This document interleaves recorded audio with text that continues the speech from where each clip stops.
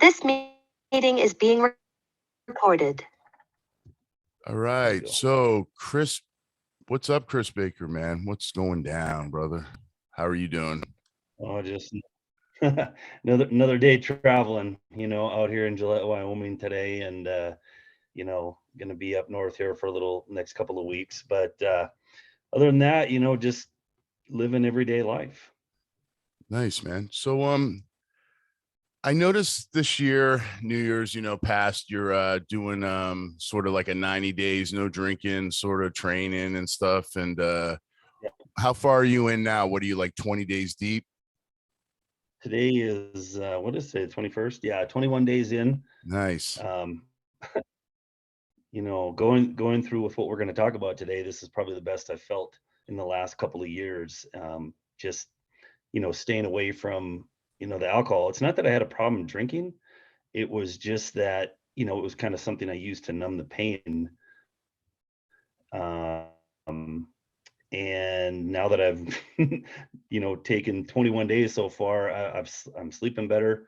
My workouts are better. They're more consistent. You talk a lot about on your social media about discipline, and I've tried to use that in my daily life to stay consistent with the things that will help me progress in life instead of digress, if you would.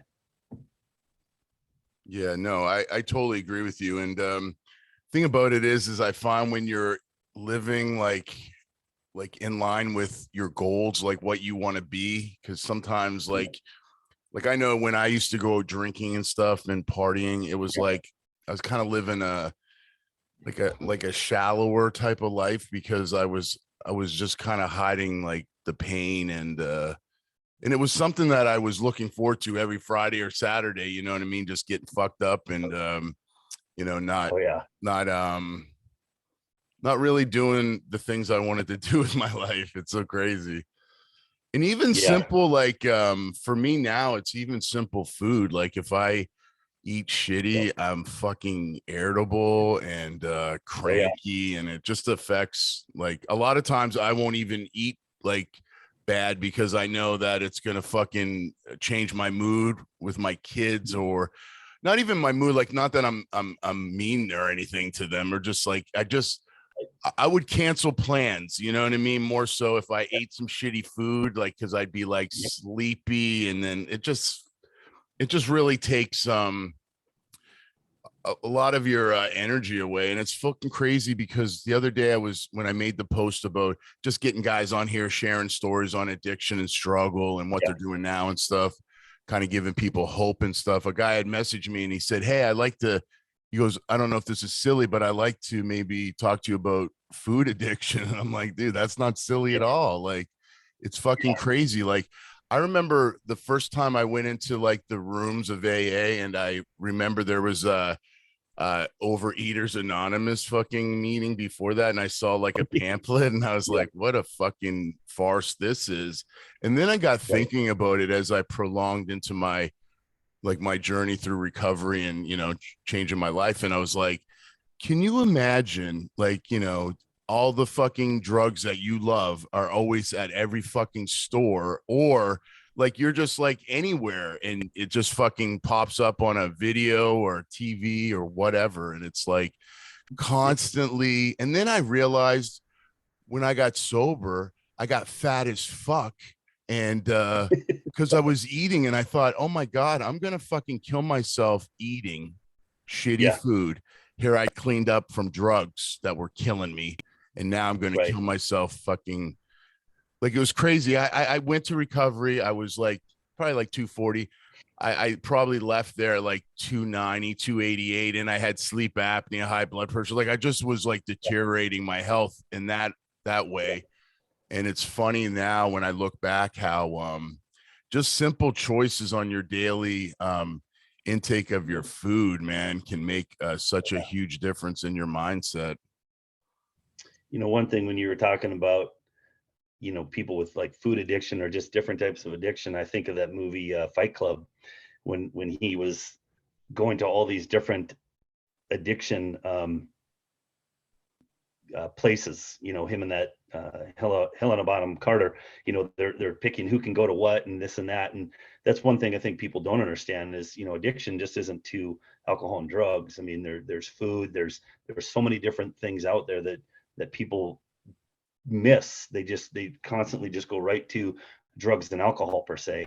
And there's, well, maybe food too, because there is that, but they don't understand there's a lot of other things out there that you can be an addict on. And what I've seen just in my lifetime, once I realized, why we're on the show today, what addiction was all about, because I didn't know what it was about prior to, what we're talking about today. And that was, when I lost my son to, a drug overdose. And I've always in my lifetime, I thought addiction was, I'm addicted to the weights because, man, that was my therapy. I went into the gym and I worked out. And when I came out, I burned off a bunch of energy. I'm good. I'm ready to go. And I'm ready to hit the next day or the next subject, whatever it is.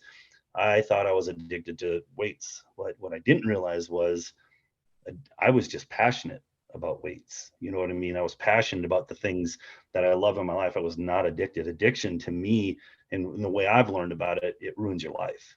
It becomes to that point that you have to have that, whatever it may be, whether it's drugs or alcohol or sex or food or whatever that addiction may be. It literally can ruin your life, where I wasn't ruining my life. I was making my life better through the passions that I have. And that's one of the things that I really learned quickly, was that that I really didn't know what addiction was. And in that case, after losing my son Jesse to addiction, boy, I tell you what, it was an eye opener, and seeing you be open about what you went through has opened my eyes to certain things too. I mean, you've been very, much of an open book and transparent with your story, which, I think a lot of people can learn from all of that. Not enough people are open enough about what they go through to let people know that, hey, they might see you and think, wow, look at how strong and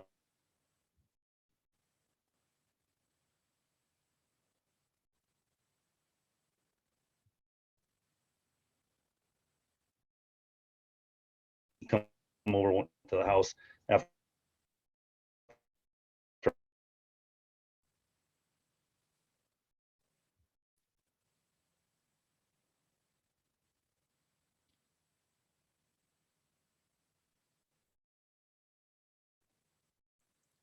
I think I lost you, brother.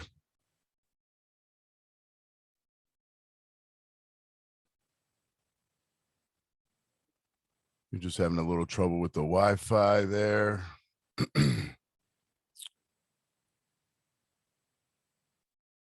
Now. Okay. This meeting is being recorded. So you cut out right when you were just talking about me being more transparent and just sharing my story and how people can learn. Well, and that's the biggest thing that I've learned over the last, in April 27th of 2022, it'll be 2 years that, since I lost Jesse to his drug overdose. And what I've learned through friends like you and others here, where I know I'm in Wyoming now, but in Arizona, people have reached out to me and told me their story about addiction. And boy, I tell you what, when you actually start diving into it deep, you really learn a lot more about what people really are fighting every single day.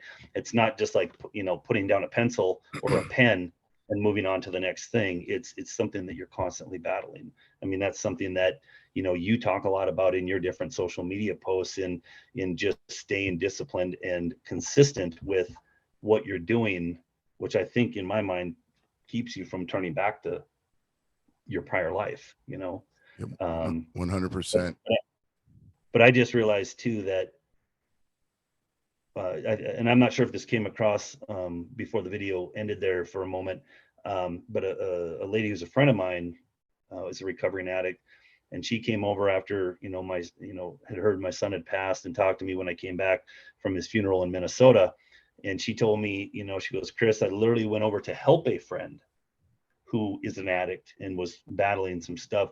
She went over to help her. Her friend put a pill right in front of her. She goes, I didn't even think twice about it. She goes, I just took it. And she had been, I think, sober for about 3 or 4 years at that point. And she goes, that's how hard it is as an addict to, to stay away from it, which opened my eyes again, realizing that this isn't just, not going out with the boys for the weekend and having, 5, 10, beers. It's literally something that is a daily battle. And once I started realizing that, I started diving in deeper to try to understand, what my son went through, in his battle with addiction. Because at the time I knew about it, we talked about it, but boy, I tell you what, I was really just a deer in the headlights when I look back on all the conversations he had, because I didn't realize the severity of what he was dealing with until, even today, because I keep learning more and more about it. But that being said, good people make bad choices sometimes. And I think that we often lump people who are addicts into this, almost like, whoa, keep them over there, keep them away from me because they're an addict. But they're just like you and me, obviously you've battled yourself. I don't know that I've ever battled addiction per se, I mean, just like this 21 day, of no alcohol going on 90 days. I mean, I'm probably going to go longer than 90 days. I just personally had to set a goal for myself. I couldn't just say I'm done for good. If I do that, to me, that's not a timeline, and I wanted a timeline to say, let's attain it. And let's not just wipe it off cold turkey. Let's get that timeline going. Kind of like, when I'm trying, right now I'm trying to drop some weight. I got up to 245 and I normally walk around about 220, 225. I got on the scale. I almost fell off it because I was like, whoa, and at 6'2", I can carry that. But I had to set a timeline for myself. I said, you got 30 days to figure your shit out. And, within the first 2 weeks, I dropped 11 pounds, not 11 pounds of, like some people will do with just water weight. I mean, it was 11 real pounds because like you said a moment ago, I changed my diet, and what I was eating. I started eating healthier. I started staying away from, any foods that had too high a sugar content. Obviously, it's hard to get away from all sugar, but I mean, I just started, taking that knowledge of what I know of how to stay healthy and implement it into my life. And boy, I tell you what, it's been a journey for myself to get, healthy again, but it's also something that I'm constantly thinking about my son and what he went through, and what can I do to be better, and what can I do to maybe help somebody, not specifically with my story alone, but telling his story. Because one of the things, and this was one of the coolest things that changed my life, is when he said to me one day, he says, Dad, he goes, if I can save one person by telling them my story, he goes, then it's worth it. And he was not afraid to be himself.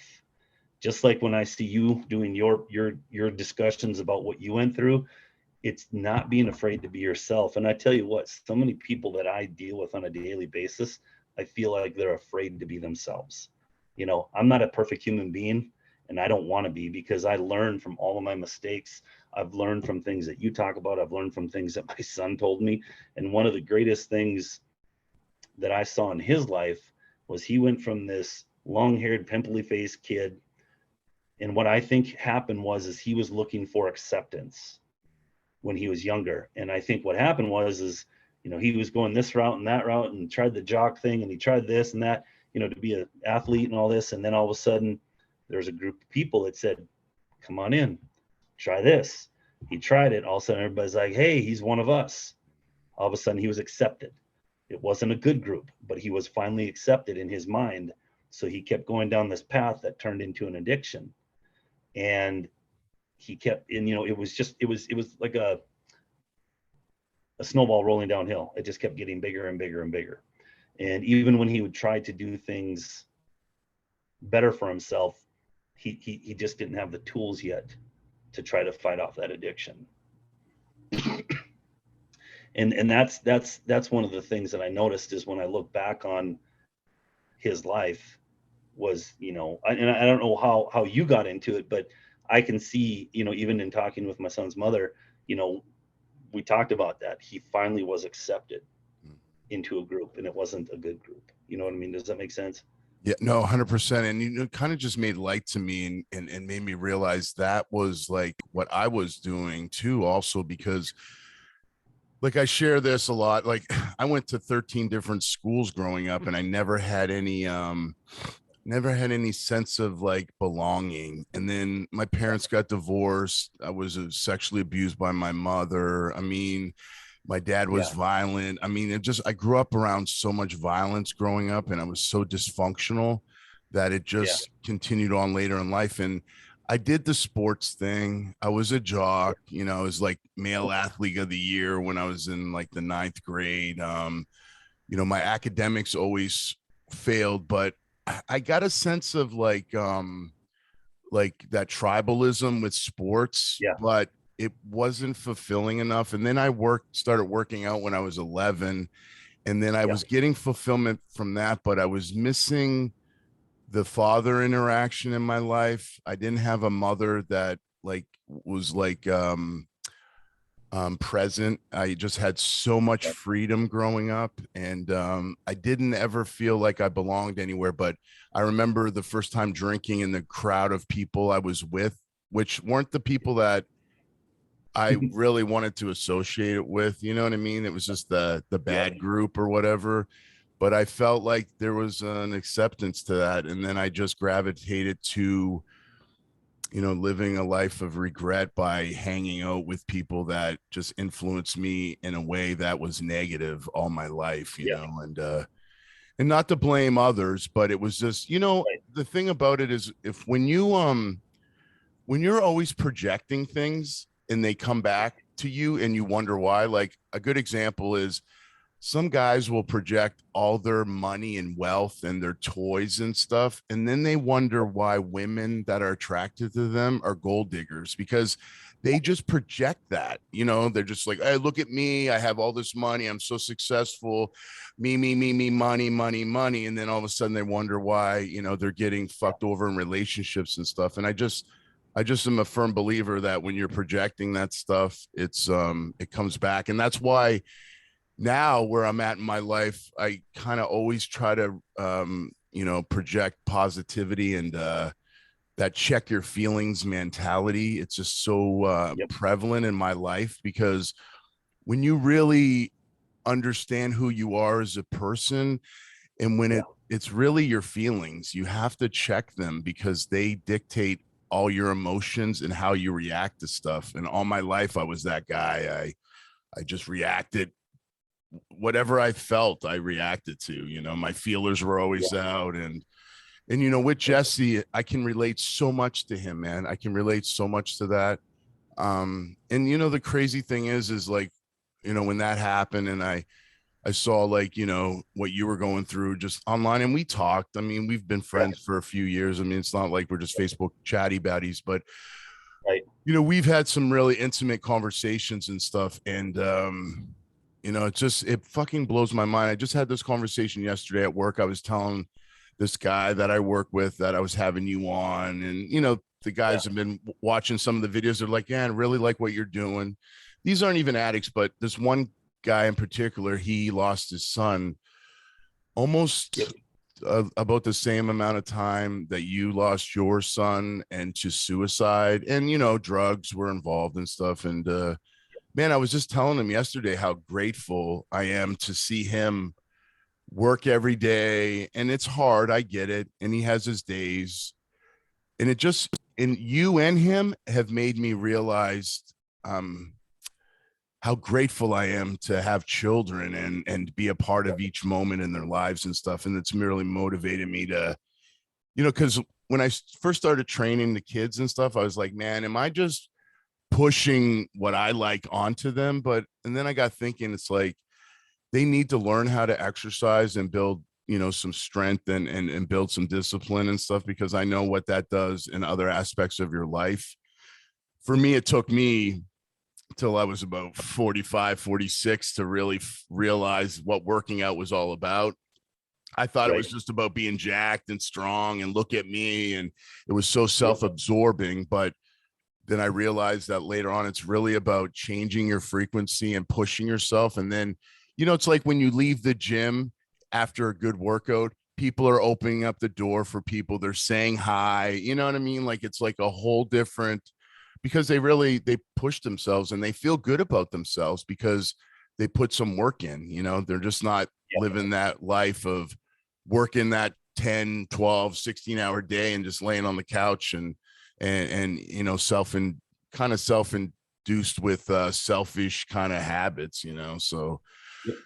But the thing about what I admire most about what you're going through is just your mindset, man. It's like, because I look at my kids, especially my son, and I just look at him and I just think to myself, and I have this fucked up narrative in my head sometimes because of what I went through in my life, and I want to protect him. You know what I mean? Like, I just want him not to go down that route I went, especially with drugs and stuff. And it's so crazy. And then when you lose, your son because of that or whatever, and now you have to, live your life, I admire that. I admire that strength. I mean, that's just one thing I think about is that could be the thing that, like, death could take you out. Like, other people dying could make you into a depressed state.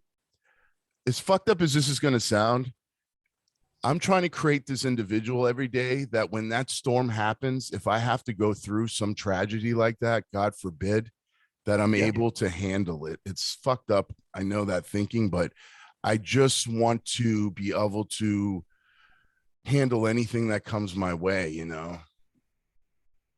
The interesting part about that is just a quick background, with what we're talking about.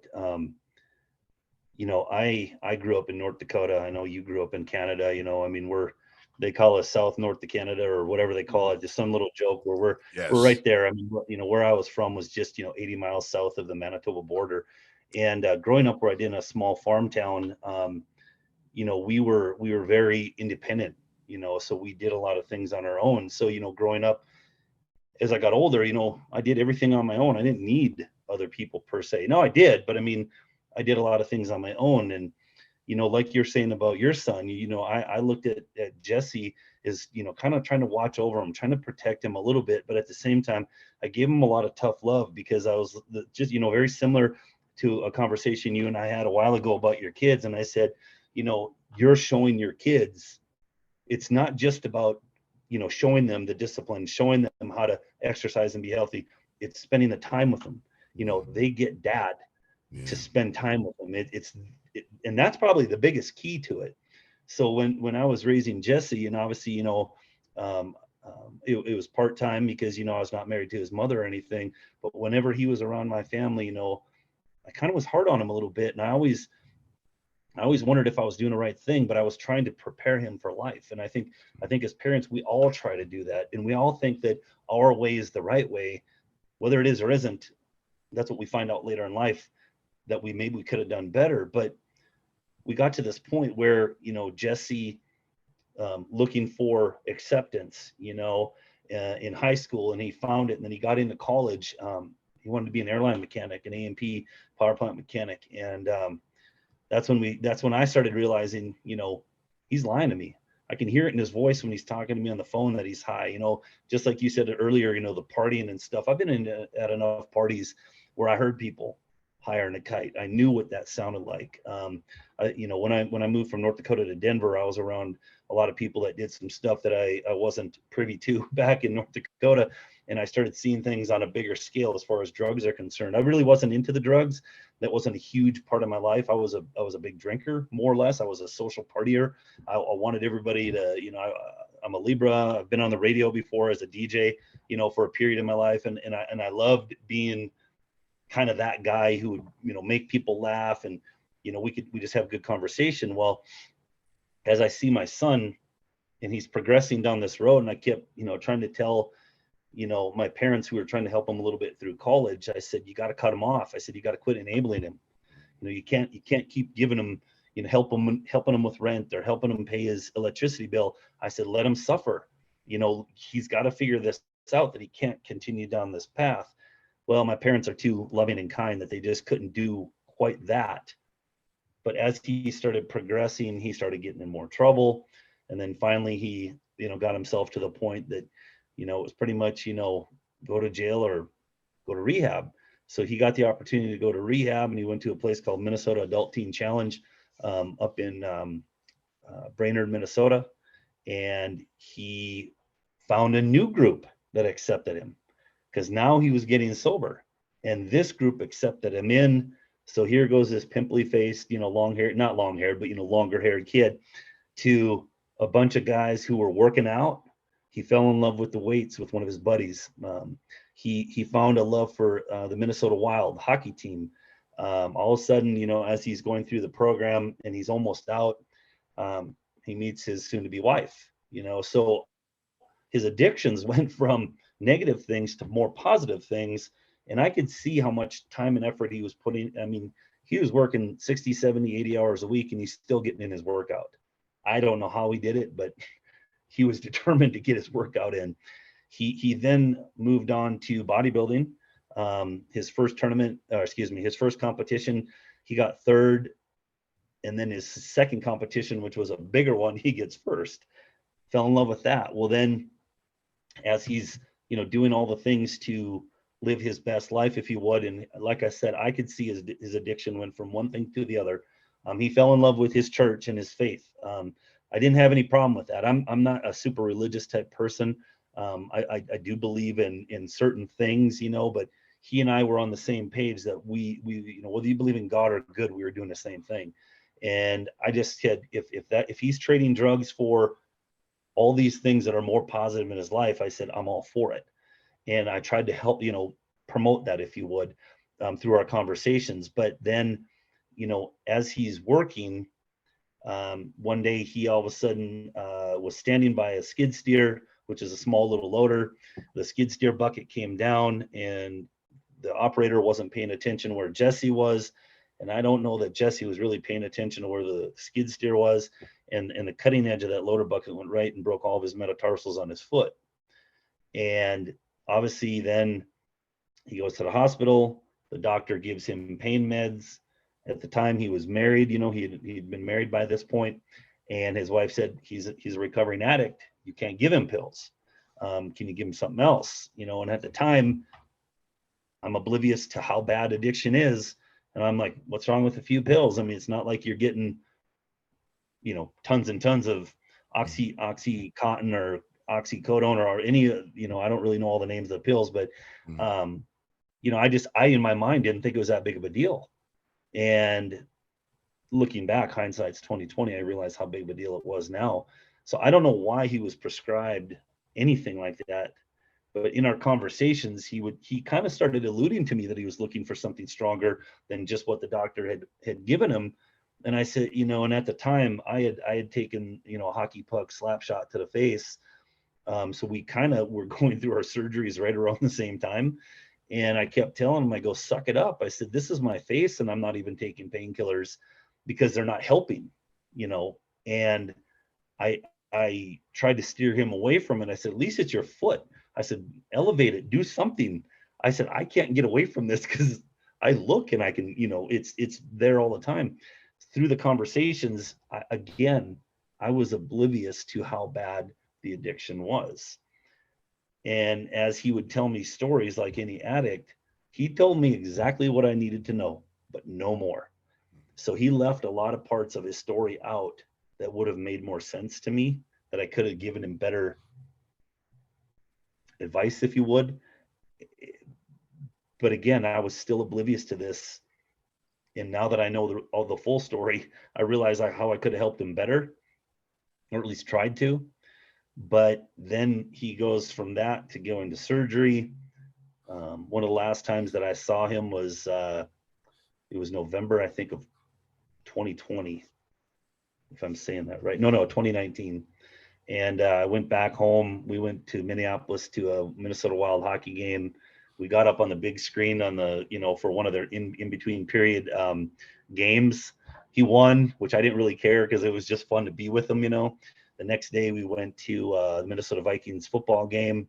We enjoyed that. A buddy of mine who's a big hunter, we ended up having a meal of deer heart, which sounds venison, you know, and so we did a lot of things that were really meaningful to that point. But again, I still was oblivious to how bad his addiction was. And then, you know, he's got the boot on his foot from the surgery. I think he's doing okay, not realizing how bad he was really getting.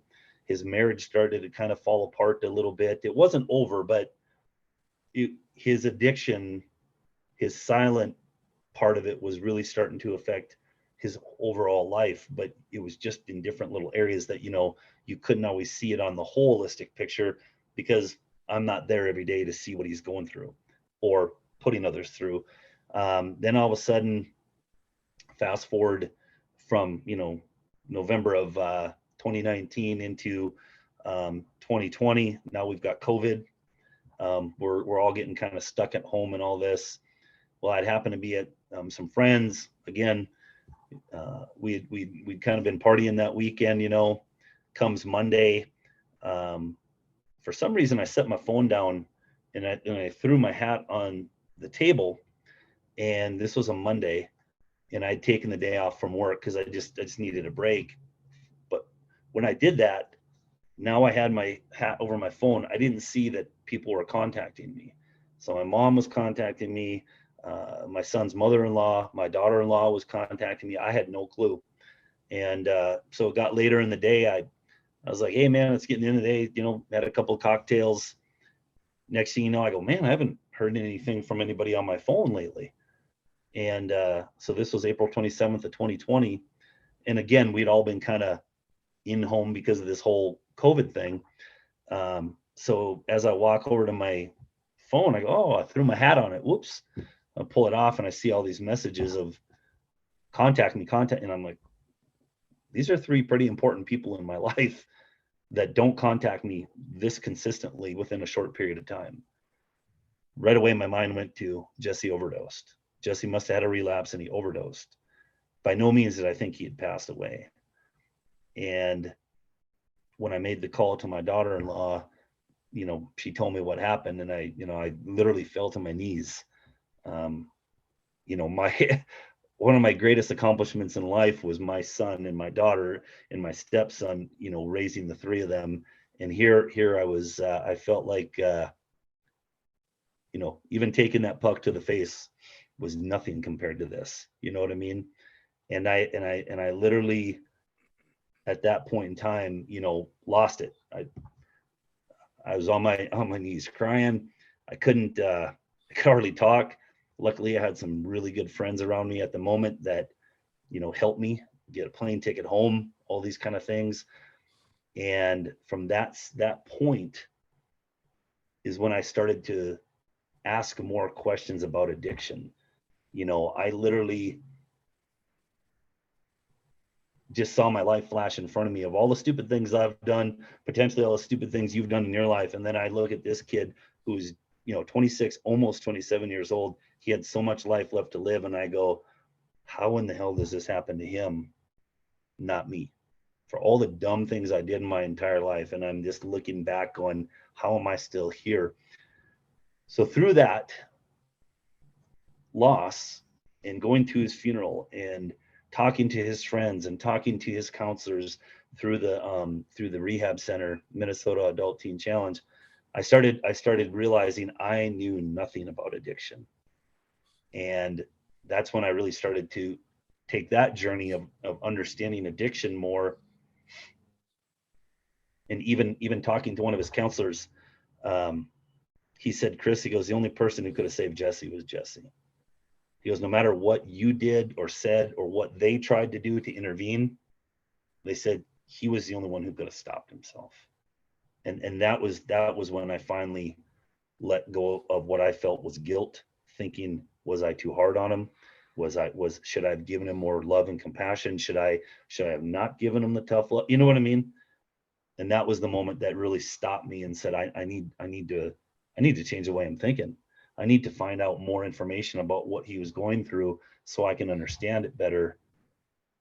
And then from that aspect, I went down the rabbit hole for the next 10 months of what we were talking about earlier, hiding my pain behind alcohol.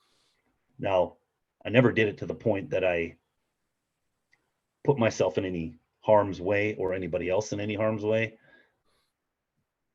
But I sure as heck, whenever I was done with work, I went right to the fridge and grabbed a beer, or I went right to the bottle and poured myself, a vodka drink, or took a bunch of shots of Fireball to try to numb the pain because I didn't know how to deal with it.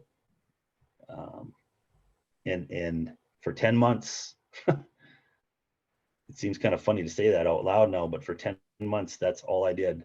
I'd get up, I'd do my job, if it was during the week, and the minute I was done doing work, whether it was 4, 5, 6 o'clock at night, didn't matter. By the time I was done, cracked a beer, got a drink, whatever it was, and I just would drown my sorrows for 10 months until I finally broke. And it was almost exactly 10 months. And I can remember the day at the time I was kind of seeing a chick, and she had come over to hang out with me, whatever. And I was drinking. And next thing you know, I just busted out, I was thinking about my son. I just busted out crying. I had alligator tears, snot bubbles coming out my nose. And I just fell to the floor and leaned up against the wall and just let it all out. And when I was done, I felt like I ran a marathon. And I couldn't do it. She's like, "Can I give you a hug?" I said, "No." I said, "Leave me alone." So I can't move right now. But I said, for some reason, I felt this weight lifted off my shoulders. Because during my process of crying, I felt like I was kind of talking to Jesse in spirit. And I told him I wasn't mad at him. I said, "I love you."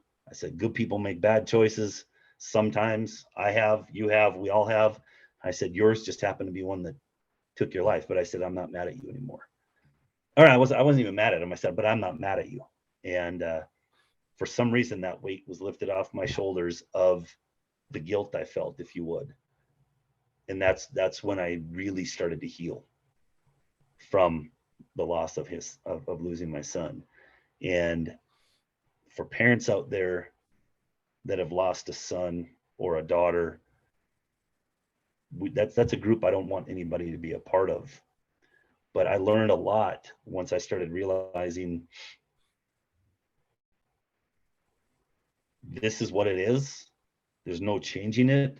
So what can I do now to move forward with my life? But at the same time, what can I do to help other people, if you would, going through something similar? I wake up every day, first of all, grateful that I'm here.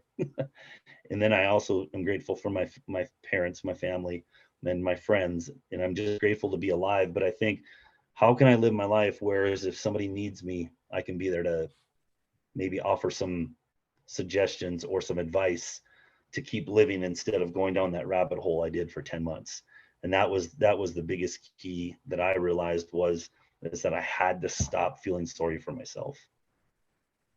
And when I did that, it's amazing how, like I said, whether you call it God or good or a higher power or the universe or whatever label you want to put to that, that's when I realized that I have more to live for, and I don't have to live in vain the rest of my life because I lost my son. But what can I do to utilize his story to hopefully help other people, whether they're dealing with addiction or it's a parent who lost a child or to addiction. But what can we do to turn it into a positive? Because I know he would have wanted to do that. Because I always go back to that same saying he said to me, my dad, everybody, if I can save one person by telling them my story, then it was worth it. And I think that's what runs in my head every single day to make me realize, even though he's not here, he would want me to live by that, if that makes any sense. That's fucking real talk. And that's deep, man. That's deep shit right there. It's so crazy to just chokes me up, man. Fucking chokes me up. But it's just crazy to see your perspective on addiction. And I never really I never really thought about how, like, you know, you talk about, you know, your pain and how you were kind of blaming yourself. And maybe at that moment when you had that emotional experiences that you just let go of the maybe like blaming yourself for what had happened, you know, for all that stuff, you know, being a better parent, you know, all that scenario running through your head. You know, it's crazy. But you know, being on the other side of addiction, man, you know, and you said something that's just so so compelling and so mind-blowing, because, and it's so true, because only Jesse could help himself, man. And it's just like me.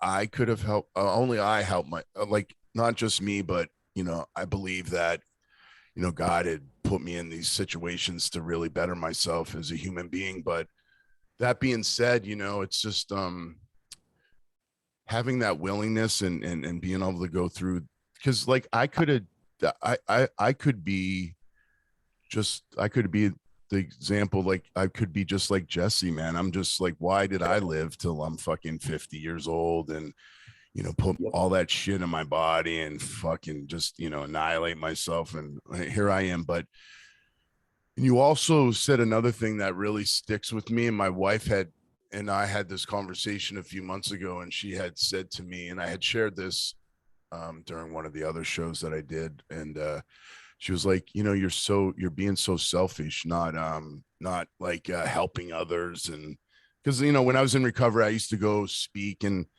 I'd be the guy that would go and you know, just fucking check on people just because it helped me, like giving service to others helped me. And she was like, yeah, you're being, you know, because she deals with addicts in her field of work. And she's like, you're being selfish, you're not sharing your story, or you're not helping others. And it got me thinking, and that's why I wanted to kind of do these podcasts about just to kind of sharing the journey of hope, or you know, what have you. And you know, it's just crazy because when you look at like the pain and stuff that we have to go through, we're so afraid to go through it, you know, and we want to mask ourselves, you know. And it's like all my life I was running to these vices because I was so afraid of who I was. And and I'll tell you, like when I got sober and I stopped doing narcotics, stopped, you know, drinking, and I just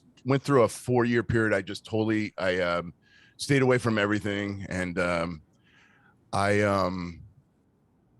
all of a sudden the curtain was down, and I was like, I'm an asshole though. I'm still an asshole. And and the drugs and the drinking, all that shit's put aside, but here I am.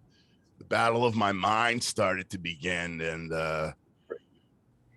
I'll tell you, like that journey, you know, because I got out of recovery. I'm not a tribal person. I don't like being part of groups anymore. And I have like and I'm gonna do a video on, you know, my perspective on recovery and why I don't go anymore and stuff, you know. But for me, once like the obsession of drinking and doing drugs was lifted, I didn't want to do it anymore. Like I really, honestly, the cravings have gone. Like I can literally have a drink now if I want to, and not have that obsession to have 10. Like I don't know, like, and a lot of people will debate that and say, oh, you should never. And listen, the drugs I was addicted to, I don't fuck with. I'm just using the alcohol as an example.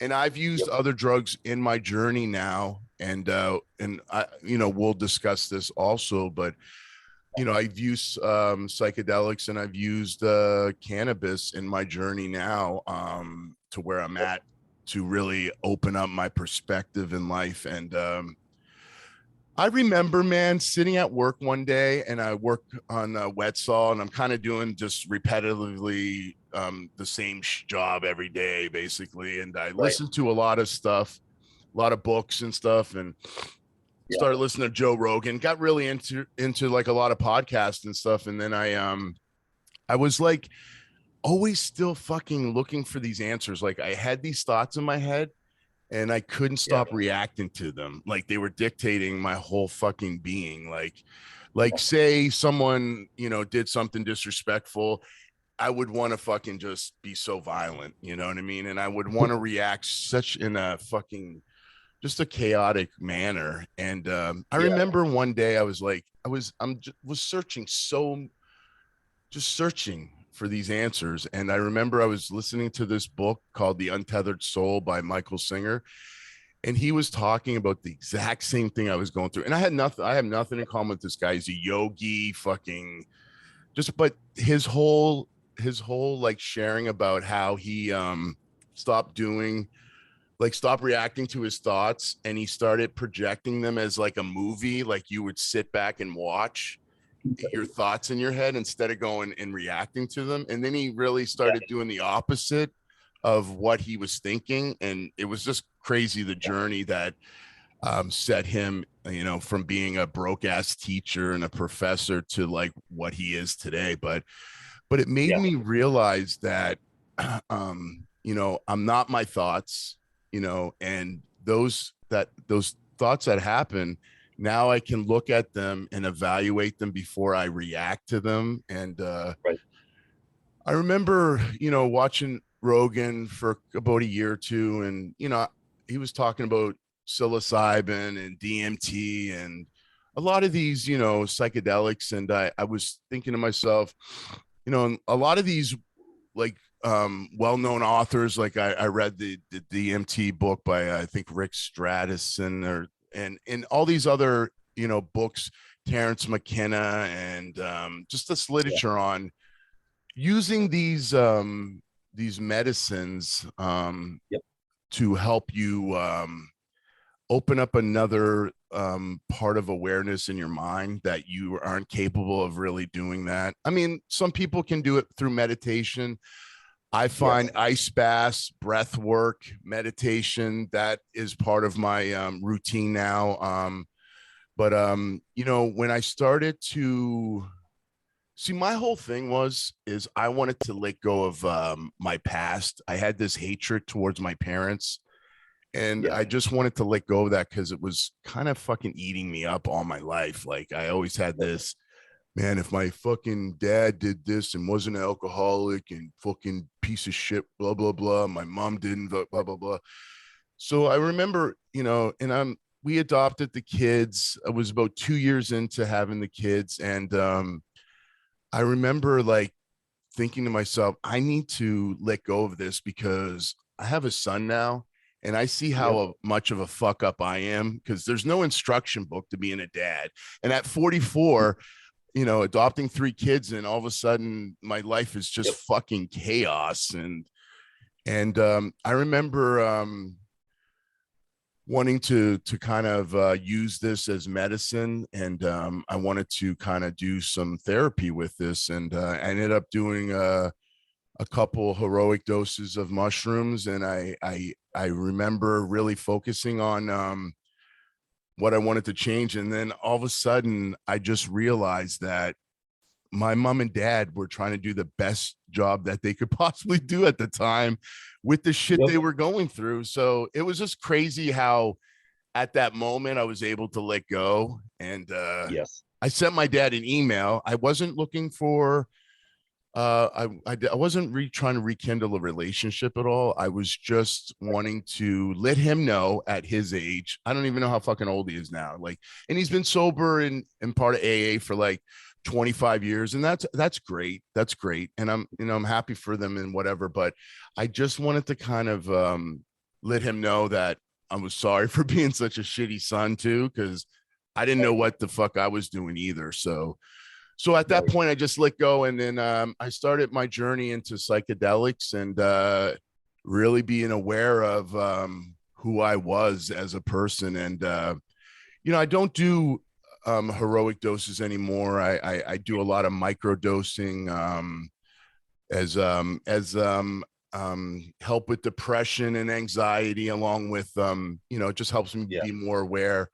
Along with cannabis, you know, I have my card. I use some products to help with relaxation, and really, honestly, I like being paranoid sometimes. I like being aware of who I am. And Yeah. I like when you know, a lot of people don't like using psychedelics and they'll be like, oh, that's a fucking drug. Meanwhile, they're popping antidepressants and shit. And if you do any research in today's society now with MAPS and a few other medical professions out there, they're using this as therapy to help people so that they don't have to use drugs anymore, because a lot of soldiers are getting great results off of psilocybin with PTSD, and they're doing a few sessions, excuse me, and they're almost cured, like an 80% success rate with this type of therapy. And they're not doing it for the rest of their lives. They just had a couple experiences that they've really changed their lives. And I'm not a doctor, and I'm not recommending people go out and do psychedelics. I'm just sharing my experience that I've had with them. So when I was using them, because when I was a kid, you know, I took LSD, took mushrooms, fucked around, partied, laughed, but I didn't understand the lessons. And I was afraid of it, really, because it made me realize who I was. You know, it takes the curtain down. And people call that a bad trip, whatever you want to call it. It's really, it's like being naked and there's nowhere to fucking hide. Like if you're doing shit that's wrong in your life, you're gonna fucking be exposed to who you are. And that was the most life-changing experience for me, man. And now I'm so grateful for doing that. I mean, I used DMT, I used LSD, and I used psilocybin as therapy, and it helped me get over the trauma that I had as a young kid growing up. And honestly, I truly believe it cured me from addiction. Like, it just made me so aware of what the fuck I was doing in my mind. And you know, because once the alcohol, like you were saying, 10 months, you're in this fucking rabbit hole of destruction. You're miserable. You're not the person you are trying to be. You know, you're not the healthy Kris. You're not the guy that was working out. You're not the guy that's being positive all the time. You know, the drunk, fun guy, whatever.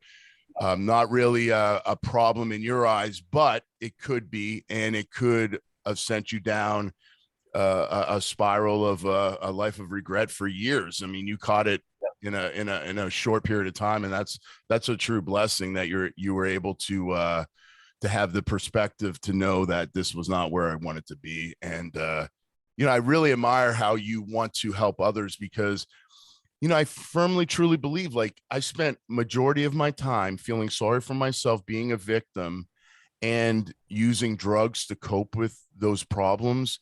So now I want to just share my experiences with people so that, you know, it can help one or two people. I don't really care. I'm not looking at numbers. I know I've already known that I've helped a few people through my years of you know, sharing my experiences with them, and that's all that matters to me. I don't really care about, you know, trying to save the world. I just think that one or two people out there that are in pain and suffering and going through that, I think that's the benefit of sharing your story and helping others so that they can know that they're not alone. Because you know, there's people out there that are going to watch this that maybe have dealt with losing a son or a daughter or a family member, and death, wife, whatever. And they'll look at you and go, wow, you know, you're smiling, you're going to the gym, you're eating better, you're taking control of your life. I mean, when you got to that moment where you were kind of broken, when you were crying and you were like broke down emotionally and stuff, did that all of a sudden plant the seed of like where you're at in the direction of your life now with the 90 days of, like, you know, changing your life? And I know you're putting just a time frame on it to give yourself a goal to smash, and then later on you can decide, hey man, you know what, I really don't need to have this stuff in my life after all, because now that I realize how great I feel, you know, now I want to change my life. But at that point, was that when you decided that you just wanted to basically live your best life and bring your best self to the game of life with every moment, because you knew that you had to kind of you know, like use your son's tragedy to Right. help other people triumph in life so that his story didn't go in vain? Yeah, it was a starting point. It wasn't like an overnight success. It was just a starting point where I felt like spiritually, he and I had a conversation and we were on the same page. And even though that was the definitive turning point, it's still taken me even to today. This morning, this morning I woke up, 3 o'clock on accident, because I drink a lot of water lately, trying to flush my system daily. And I'm at level 49 now. I'm not 19. So when you got to go, you got to go, right? So I got up, used the restroom, but then I was thinking about our conversation right now today, and I was so excited that I did a few things to get prepared for my day, and then I went down to my hotel gym, and it was on the way down to the gym, it was talking myself out of it, like, fuck this, take a day off, doesn't matter, you don't need to do this, you're traveling, it's Friday, take a day off, it doesn't matter, don't do it, you don't need to do it. And I just kept walking down to the gym because but I'm talking myself out of it the whole time. Dude, it's so But for some crazy. reason my body kept moving, and I got down to the gym, and I got on the treadmill, and I said, fuck this, I'll just do the treadmill. That's all I'm gonna do today, I'm just gonna do the treadmill.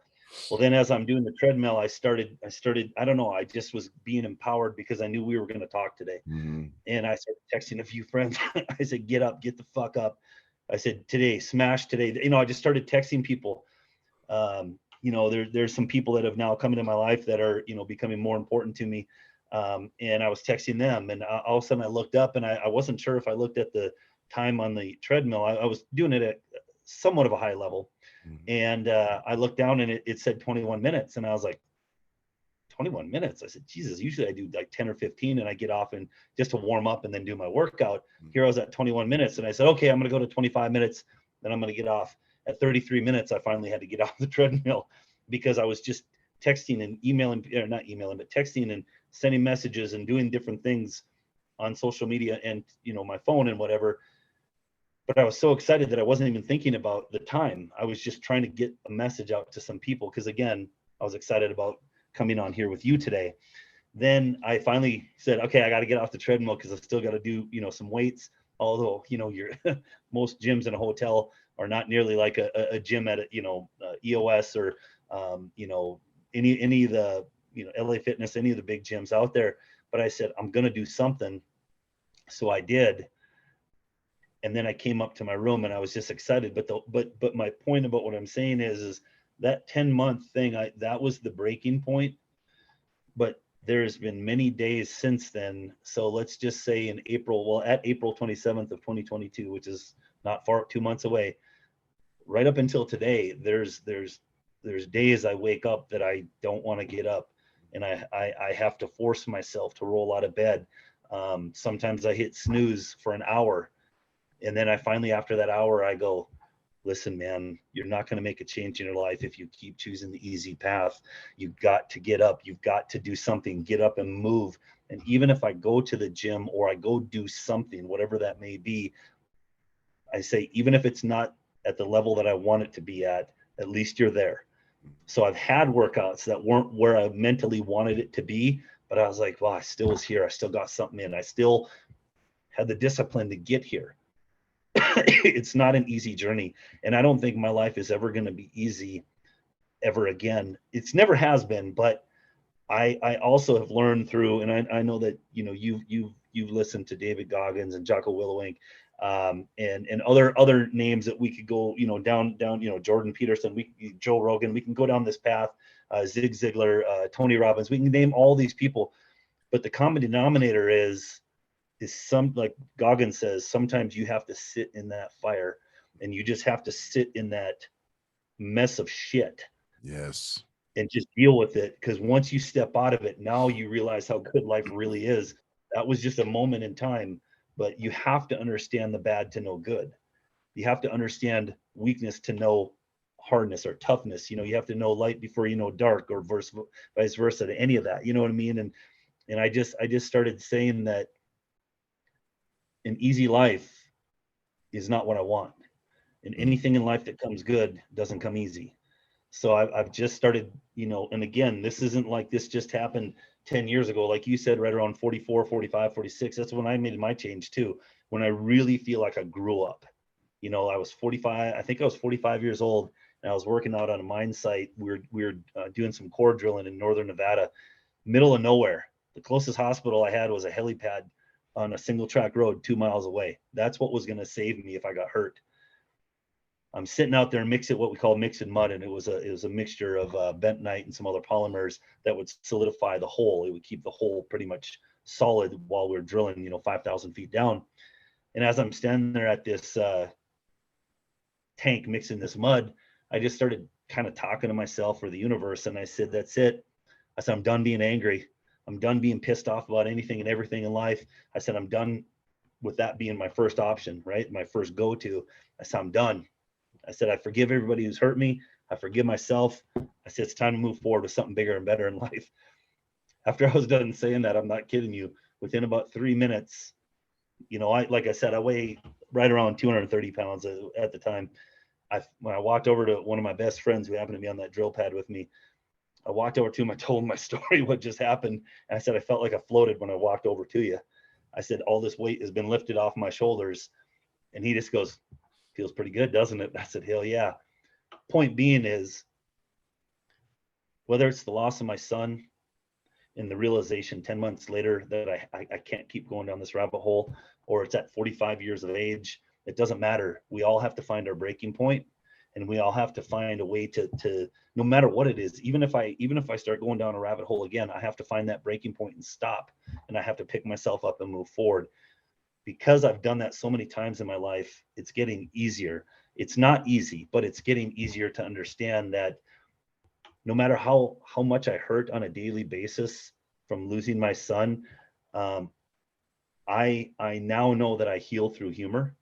So a lot of my social media, I put a lot of really goofy shit out there because it makes me laugh. I don't care if somebody takes offense to it, because I'm like, you know what? It's helping me. It's helping me release just something, and it makes me giggle, laugh, whatever.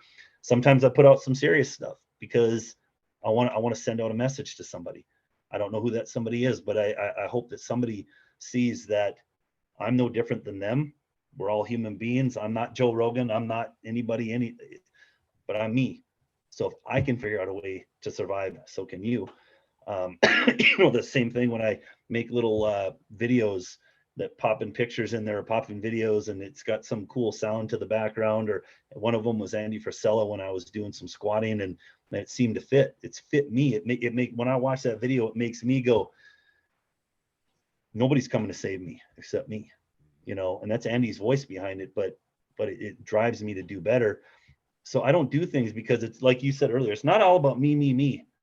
But if my son's story can help someone else, then that's what I want to do.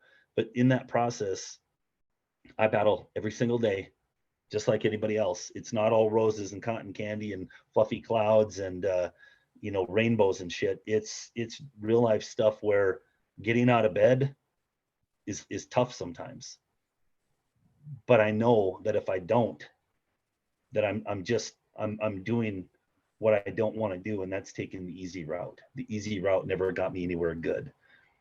So I continue to fight the battle every day. I call it fighting the good fight. I do have moments where I look at things that I posted about my son, or I'll go to his Instagram or his Facebook page, and I'll look at videos of him deadlifting or squatting or doing the things he did when he was here. And yeah, of course I sit there and I get tears running down my eyes. But it also gets me to the point that it motivates me, because I'm like, I know that he's gone, but he's in me. Some people might not understand that, but he's in me. I hear him talking to me. One of the things I used to tell him was, I said, "You're a baker." I said, "Bakers never give up." He used to say that back to me. So what do you think I hear in my head when I'm ready to give up? "Dad, you're a baker, and bakers don't quit. We never give." I hear that shit, and it sounds weird to say that out loud, but that's what happens. So no matter where somebody is at in their journey of recovery, whether it's they're an addict themselves, or they lost a son or a daughter to addiction or a car accident, it doesn't really matter what they lost their child to. the thing that I've really noticed, and I'll give you a quick example of what really opened me up. I was looking for a group to be a part of that was a group of parents that had lost their child. I was referred to a thing called the Compassionate Friend. So I joined it on Facebook. That was a weird scenario where I was at a bar. I was a buddy of mine who was sober. He says, "Hey, tell your story to her." I go, "No, go ahead and tell her about my son." He goes, "No, you tell it to this girl he was sort of kind of dating."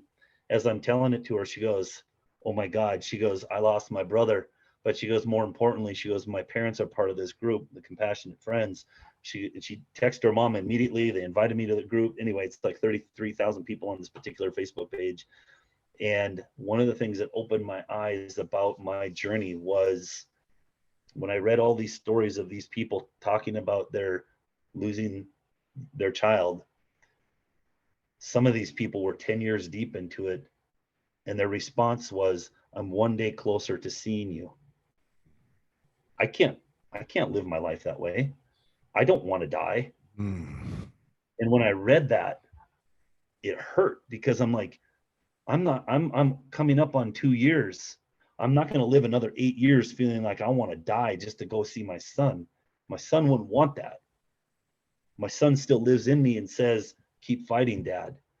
You know, when I decided to take the 90-day break from alcohol, I felt this feeling that he was like high-fiving me, you know, going like, "I knew you'd come around, Dad." You know what I mean? Like, I started seeing all these positive things happening.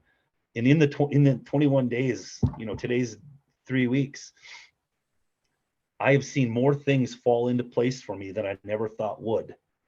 And it's not because I'm out trying, they're just happening. Like you talked about, you know, when you're close to source, when you're close to that vortex, when everything is in alignment, things happen good. And it's not because I'm out there forcing it, it's just happening. I'm making better choices, and those choices, because I'm making better choices, become better things that I've wanted in my life that I thought I may never have because I just didn't think it was possible. I now know they're possible because it's happening.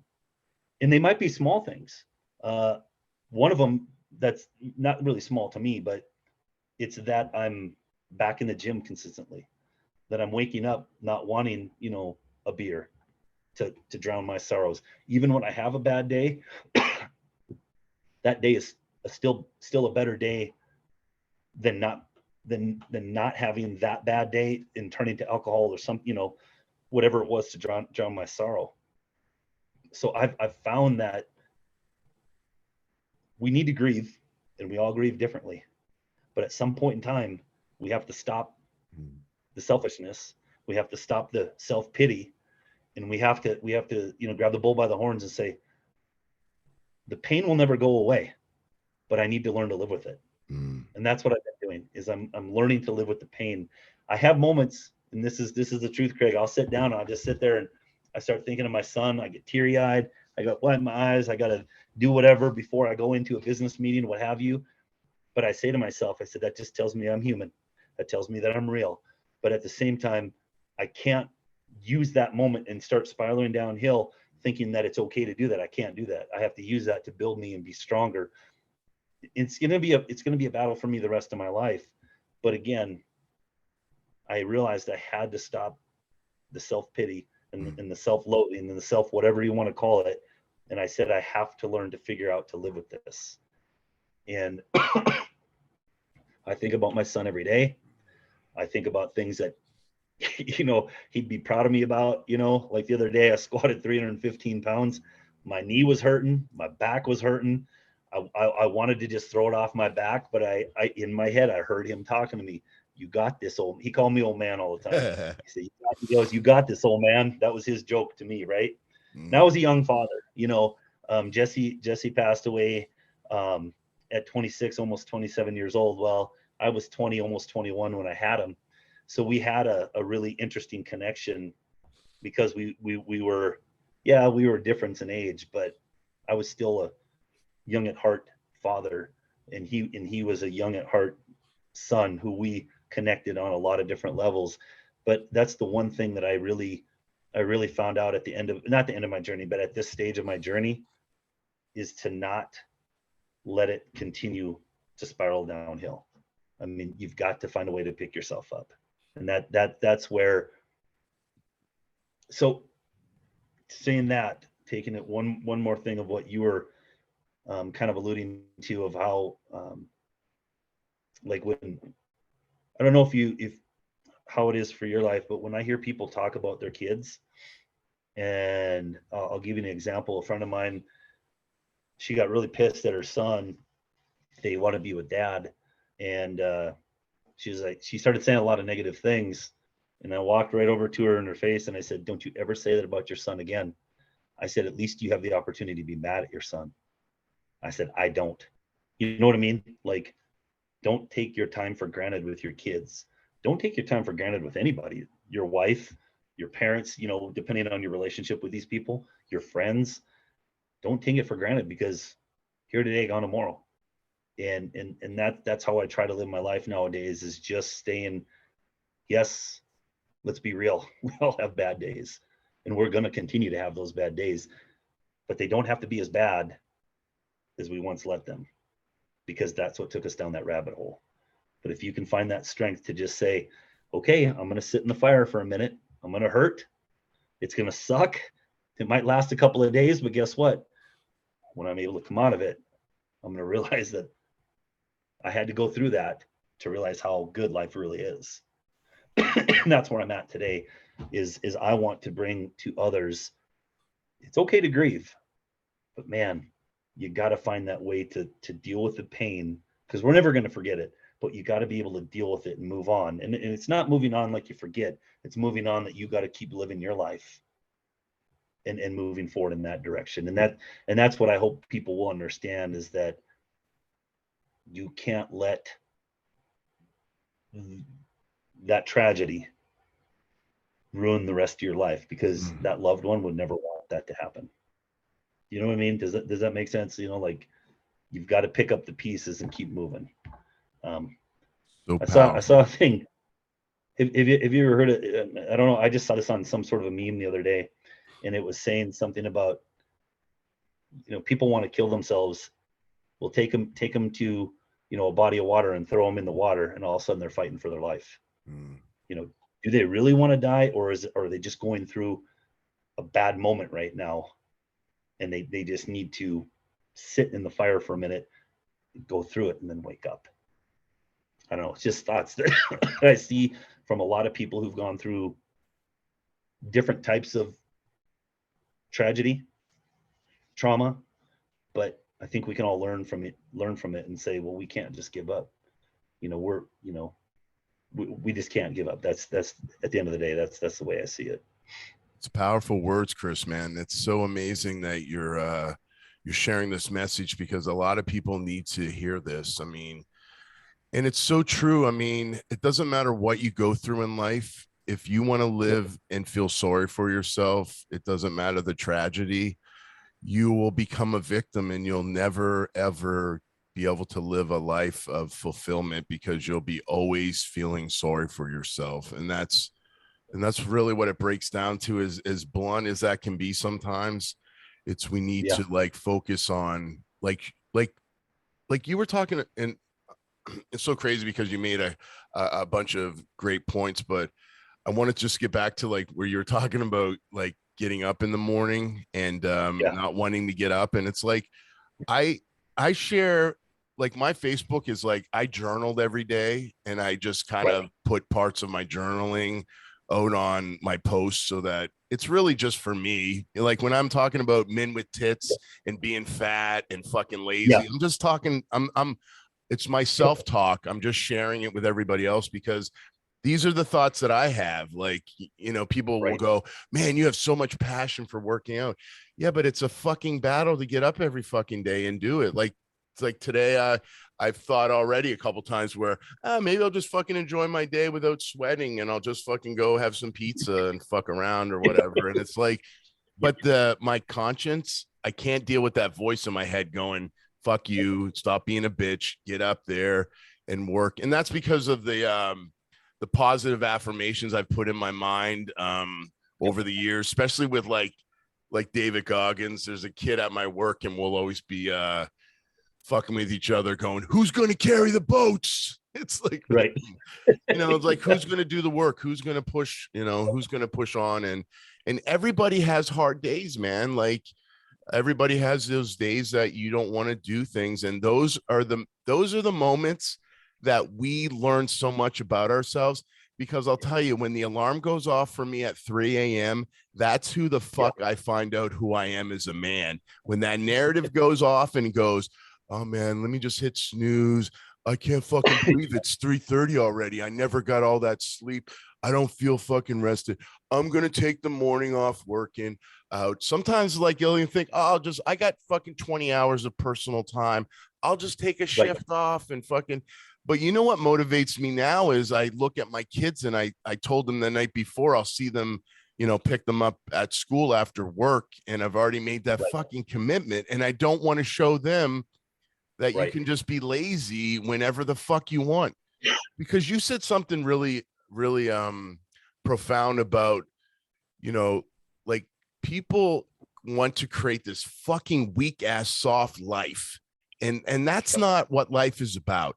Life is about pushing yourself and going through adversity. And then at the end of the day, when you're at the end of the tunnel and you're like, fuck yeah, this is how strong I am now, you know? Yeah. And through your son's tragedy and story, not even a tragedy, because his life is more of a, it's a really a reflection of what addiction can really do to a person.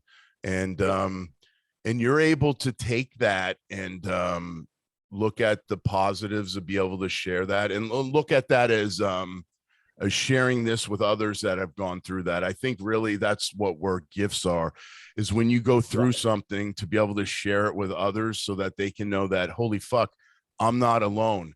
I'm not the only one that's addicted to porn. I'm not the only one that can't fucking stop eating fucking garbage food.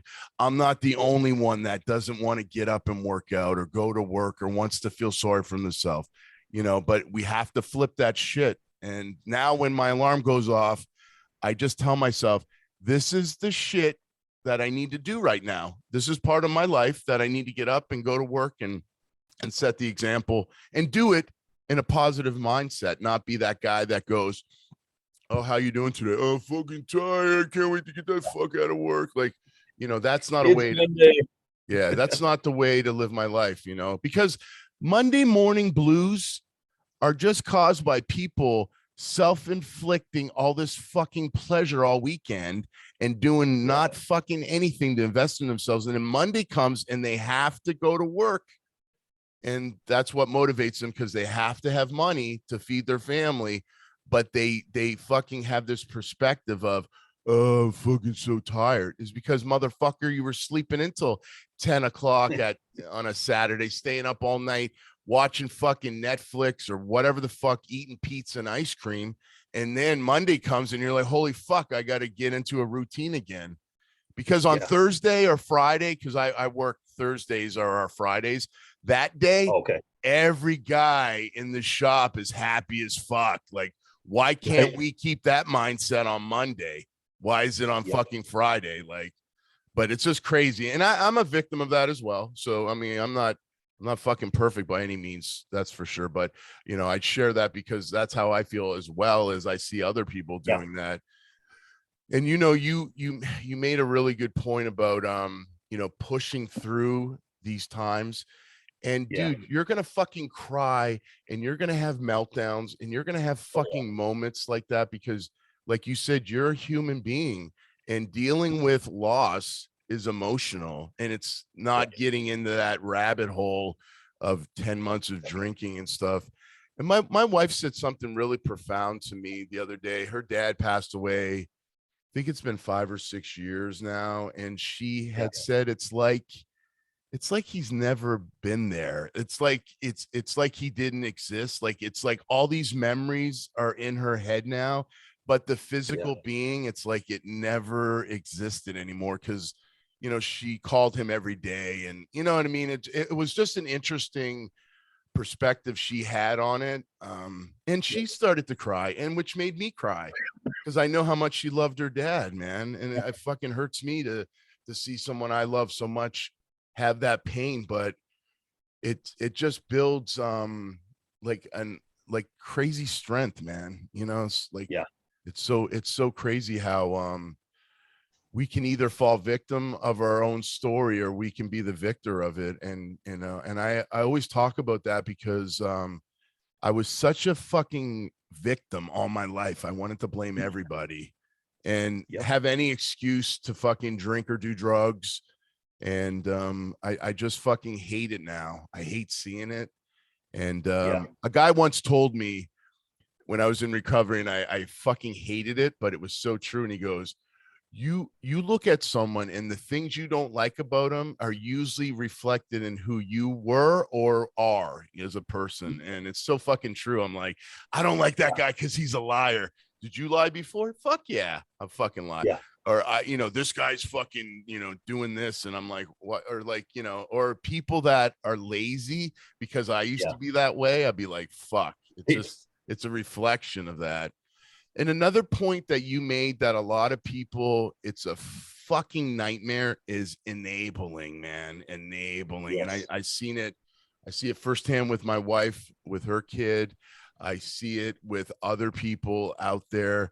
And it's such a fucking nightmare, man. And that's another thing that worries me later on, because my wife always will say, well, wait till C's fucking 20 and he's got fucking, and I get it. Or, my daughters, I get that, but it's like, fuck, it's such a fine line. And I went and took a few workshops on enabling, and it's such a nightmare, dude. It's such a nightmare. Like you were saying about your parents helping them out financially and shit, and they don't really understand that it's doing worse than what it is, Yeah. Is One it? thing too that I just I didn't mean to break in, but No, you're good. one thing that I was thinking about that also helped me was I started listening to a guy named Dr. Joe Dispenza. He talks about quantum physics. Yes, I know And him then well. also Jim Carrey. And it's kind of crazy because everybody thinks, when Jim Carrey went through his depression, and he did, and he talks about it, but he also got over it. And I shouldn't say over it, but he got to that point where he realized that he had to do something different with his life. Dr. Joe, when I listen to him, he talks about, and this is a video, it's a 13-minute and 20-second video that I listen to all the time. I can almost not quite do it verbatim, but I know it so well that I've shared it with a lot of, people that are close to me, because, I'll let them listen to it, or I'll send it to them via text, what have you. And he talks about the different ways that we wake up. Yes. With most of our thoughts being of the past. So we start our day negative.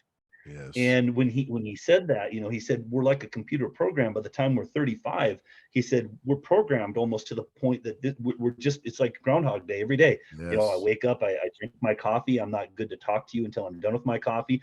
I need to watch my morning news show. I need to check my Facebook, my Instagram, my Snapchat, my WhatsApp, and he says, it's just this program. And he says, but you can go in and reprogram yourself. And when I heard that, you made mention of being profound. It was so profound to me that I couldn't stop listening to that video because the repetition, for me, it's all about repetition in life. Just like with weights, my body I've done so many reps of whatever bench, anything, curls, anything, that my body just understands it. But when I took it and that to my mind, I said, I can't just continue this computer program. I need to update the software. I need to update my thinking. And then I started working on that, and I do work on it every day. I'm not by any means perfect, but I'm okay with that because that's what keeps me real. And then from there, when I was listening to Jim Carrey, there was another video that I listen to his quite often. And he talks about depression as being, he goes, think of depression as deep rest. Your body needs deep rest because it's tired of the character or the avatar that it's playing. So Craig, using drugs, your body and your mind and everything got tired of being that person. You had to, in a sense, and we're just talking in theory, you had to kill off that person to move on to be the new person that you are today. Same thing with me. I had to kind of kill off that old Kris, if you would, and move forward. And the times that I was laying in bed so super tired and not ready to get out of bed, and I just laid there, and I did it for weeks on end. When I would listen to that it was on YouTube that I found it, and when I would listen to that, he kept saying, deep rest, your body needs this deep rest to shed that character that you were being. And I just started thinking about it over and over again, and I go, I needed to go through that. Even though it sucked, I needed to go through that, because now I realized I don't want to go back to that. And I shed that character. So who is Kris Baker today? I'm not the Kris Baker that people knew when I was growing up playing hockey in North Dakota. I'm not Kris Baker who first, was 23, full of piss and vinegar, who moved from North Dakota to Denver. All of a sudden in this big city, living a whole different life. I'm not the Kris Baker who moved from, Denver, Colorado to Phoenix, Arizona, working in the mining industry and do the things, this and that, whatever. I've changed to the point that I'm living so much of a better life that I've always wanted to live. I'm the only thing that I'm mad about is I didn't figure this out sooner. Yeah, You know what I mean? Like, yes. I could have been doing this so long ago, but I'm also grateful that I'm still here. Yes. And every morning that I wake up going, I have one more day to live, one more day to live my best life. And my best life might not be somebody else's, but that's okay. But I'm living my best life because I'm realizing that just because you and I might have a difference of opinion on something, that's okay. Yes. Because I'm going to learn from what your thought is. Because I go, well, I may not agree with Craig on that, but you know what? It is an interesting point. I need to take that into account. And my friends, whether they're staunch Republicans or staunch Democrats or independents or this or that, or whatever, I'll listen to them all. I don't have to agree with them, but I do listen to them because I go, that's an interesting perspective. Don't know that I agree with it, but I definitely appreciate the knowledge to make my own decision based on all of the information, not just a one-track mind. And that's what I've really appreciated about those two videos that I listen to all the time,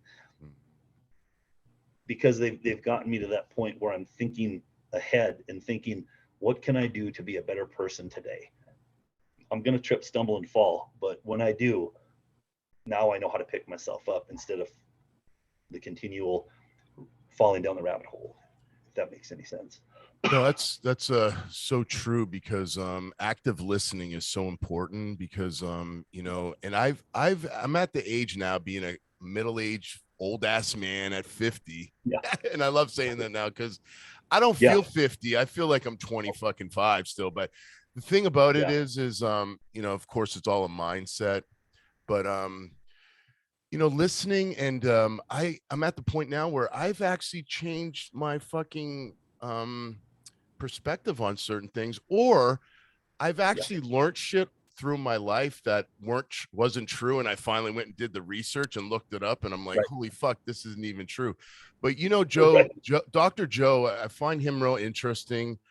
Some people will think he's a kook with the whole fucking pseudo science, whatever bullshit, but I tell you though, mindset thing, he had this group of people, and he taught me, like, if you're sick, to not fucking mentally think you're sick all the time. Go, hey man, I feel good, I'm feeling better. Like when I broke my arm, I wasn't so fucking fixated on that, and my lower back, I was having some herniation, and I wasn't so fixated on the pain, and it really helped me a lot. And I think there's some documented a case where all these people had these terminally ill fucking diseases, and they changed their mindset, and some of them cured themselves. As fucked up as that is, your body can cure itself. It's amazing how powerful your mind is.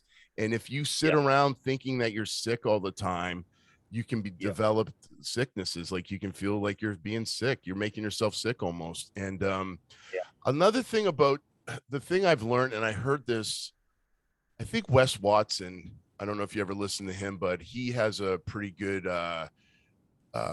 like kind of a mindset, but it's real aggressive, and I like that. It's called hard truths. Like when people like, I believe this now, like bullying isn't good, don't get me wrong, but it's usually someone telling the truth about somebody else. Like, and it's like, maybe they'll say, "How you're fat," but you really are fat. Like, and I know it's hard, and it's not nice to do, but what I'm saying is he tells you these hard truths. It's like, and you got to look at it, and it's like, yeah, I need to be called fat, I need to be called lazy or whatever. But he had said this about, anxiety and depression. And he had said, depression is when you're always thinking about the past. And anxiety is you're always focused on things you can't control in the future, like your bills or whatever. And Eckhart Tolle, he talks about staying present. And once you stay present into the moment that you're, that like right now we're present, we're in the conversation, you're not focused on what the fuck's going on today or whatever. So you're staying present, and then you're able to kind of live in that moment, and it helps with what helps with that, because I truly believe sometimes people, and you kind of said it before, it's like situational depression. And then once you go through that, you're like, oh, you know what, if I had more money or this was going, I wouldn't feel this way. So the situation's making me feel that way. The girlfriend cheated on me, I'm depressed, I'm hurt because of the situation, but 2 weeks before that I was feeling great, so but I think a lot of that with the mindset stuff is really amazing. And it also helps you get into that flow state, which you talked about earlier, when you're on the treadmill and you were in such a state where you weren't thinking about it. Time didn't exist for that moment. And then all of a sudden you look down at the clock and it's like, holy fuck, 20 some minutes. That's why I really like meditation, ice baths. I like that because it puts me in a meditated state for like 3 to 5 minutes. When I'm in the cold plunge, I'm not thinking about anything but my fucking breathing. Like I don't know what's going on. And then I get out and start doing breath work and kind of meditate. And for like about 10 minutes, I just don't even know where the fuck I'm at, and it's like a flow state that you can kind of create with your workouts as well. And it's funny you mentioned about getting to the gym and going and how you'll negotiate. Like last night, I was kind of tired and I knew I had to do a max effort lift. And I'm like, I'll just do my max effort lift in a couple stretches, and then that'll be it. Meanwhile, I have 4 exercises that I need to do along with some core and stretching or whatever. But more of the story, I ended up doing it because once I got the blood flow going, I was like, fuck, I feel like I want to do this, I'm motivated now. But it's like fucking, I tell people all the time, and only people that are probably 40 years old and older can relate to this. But back in the day, we used to have these TV sets that had these tubes in it. And when you turned it on, it took about 5 minutes to warm up before the picture fucking was fully engaged. And that's how I am now. It's like, it takes me about 10 minutes to fucking move around, get flowing, and then I warm up, and then I can, start working towards what I want to do each day, and I think a lot of times people, when they don't do the things they say they're going to do every day, and they back up on their word, because for me, it's really your word is what you can control that, you know what I mean? You can control your word. So, and it's very important to me. But when you're not doing that, I think that you live this kind of life of regret and you're beating yourself up. And I think sometimes a lot of people can cause themselves to have depression and anxiety because they're not fulfilling. I believe that your conscience is the authentic voice of the universe, God, or whatever. And that's why when you're doing wrong and your conscience tells you, or you didn't work out, even for me, it could be like, hey, did I do 4 sets or was that really 3 sets? And then I'll fuck with my head and I'll just make sure I do that extra set anyway, just because I know like it's right there. So I'm a big believer in that. And I think that people, when they're in line with their conscience and doing the things that they say they're going to do, and they're living this life, that they're creating a character that they admire and they can reflect on, and I listen to a lot of people that talk a lot about that. And I think that when you're in line with that and you're doing all the things you need to do, because you can really tell a lot about a man through his habits. That's for sure. I can tell you too,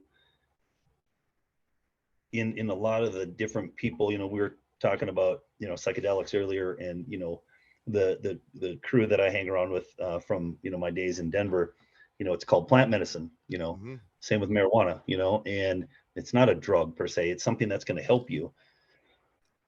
And through that, we've had a lot of different conversations. And one of them was, listening to the words that people use.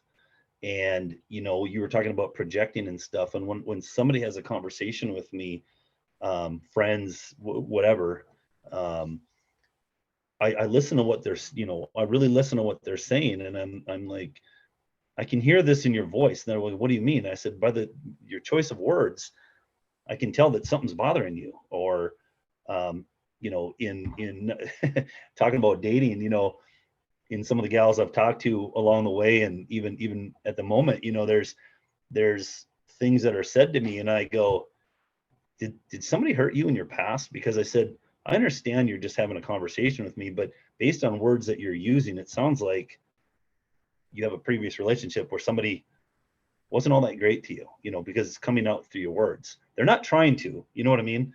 But they're saying things, whether, like I said, whether it's friends, dating, whatever it may be, business conversations that I have with people, you know, and they're telling me stuff. I mean, they're telling me what I need to do to get them to buy my product, because I can hear it in their voice that this particular product, based on how they talk about it, didn't perform the way they wanted it to. And you know, I've been able to really work with people, or not work with people, I should say, listen to people, and then have better conversations, because once they realize what they're saying, now they're rethinking what they're saying, going, yeah, you're right, maybe I am bringing something from the past into this conversation that I don't need to, because that's not you, Kris, or it doesn't need to be a part of this conversation, because, you know, the words that they're using are again not from me, not directed towards me. It was from a past situation. So I think through all of the things we've been talking about today, it's not just addiction alone in the sense of drugs and alcohol and things like that, porn, sex, whatever, but, you know, it's taking it all and realizing that we all have to, you know, stop the self-pity and the self-loathing, if you would, and we have to stop right there, and we have to start moving towards working on ourselves, working on our goals, but realizing that we're going to have good and bad days. That's just life, and we don't know good if we don't know bad, you know. And moving forward, you know, we can continue to get better. I look at it as everyday struggle. So I just look at it as what am I waking up to today? Okay, I, like you were saying about working out, got to go get my workout in. Let's fire this up, and you know, let's get her handled for the day, you know. So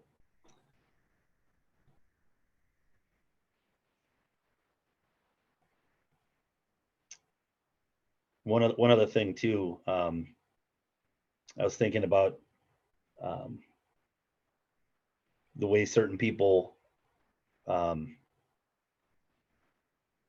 they always think that life happens to them, not for them. That's another one that I lost you there. I don't know where you went. No, I'm right here. Sorry, dude. Oh, okay.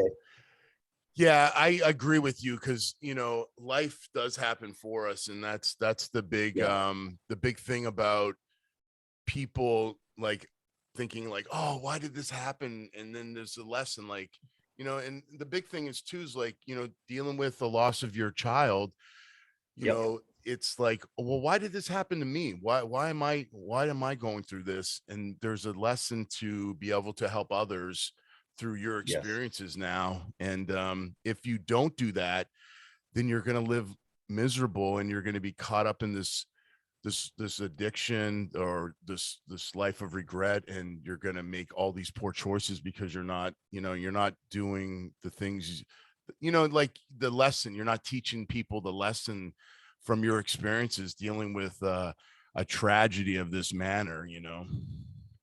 Think of one thing, and I know you'll know this saying, what David Goggins said one time, and I think about it all the time. He said, "Be uncommon amongst the common." Yes. And I don't think that means that I'm better than anybody else. No. It just means that I'm more open to tell my story, to talk about my tragedy, to talk about my loss, to talk about the things I went through personally, because the more real I can be with somebody, and the more open I can be, the more transparent I can be, then maybe that person starts going, holy shit, I've been hiding under this cover of whatever, alcohol, drug, whatever it may be, or self-loathing, or whatever the word is, whatever insert here is, God, maybe I need to open up a little bit more. Maybe I need to look at things a little differently, because I am just being a negative Nancy, and that's all I'm doing every single day.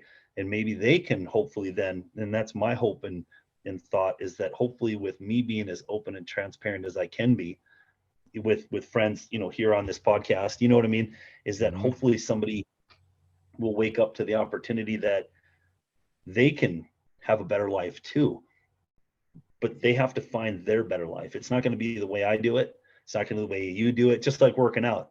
Hey, Yes. Baker, what do you do when you work out? I said, well, Yes. you're not going to do what I do. So when you find what you like doing, whether that's yoga, whether it's CrossFit, Yes. whether it's weights, whether it's cardio, hiking, biking, I said, when you find what you like and you like doing it, you'll keep doing it, right? So find that. And it's the same with healing. My way may not be for everybody, but when you find your way, and you have to search it out, because you can't just give up and sit there and think it's just going to fall into your lap, like winning the lotto. More than likely not going to happen, but you got to go out there and get it. Like Andy Frisella says, nobody's coming to save you. So you Yes. have to save yourself. So find that thing, Yes. and make it your best life, because if you just sit there and don't do anything about it, you're going to stay stagnant. You're going to stay there. You're going to stay in that same mindset, and your life will never get better. Again, I don't want to live my life going, one day closer to seeing my son. I don't know what happens when we die. I really don't. And Yeah. people who say that they do, Mm. I don't believe Well, them they're either, full of because shit. Those people are full of shit because no one knows.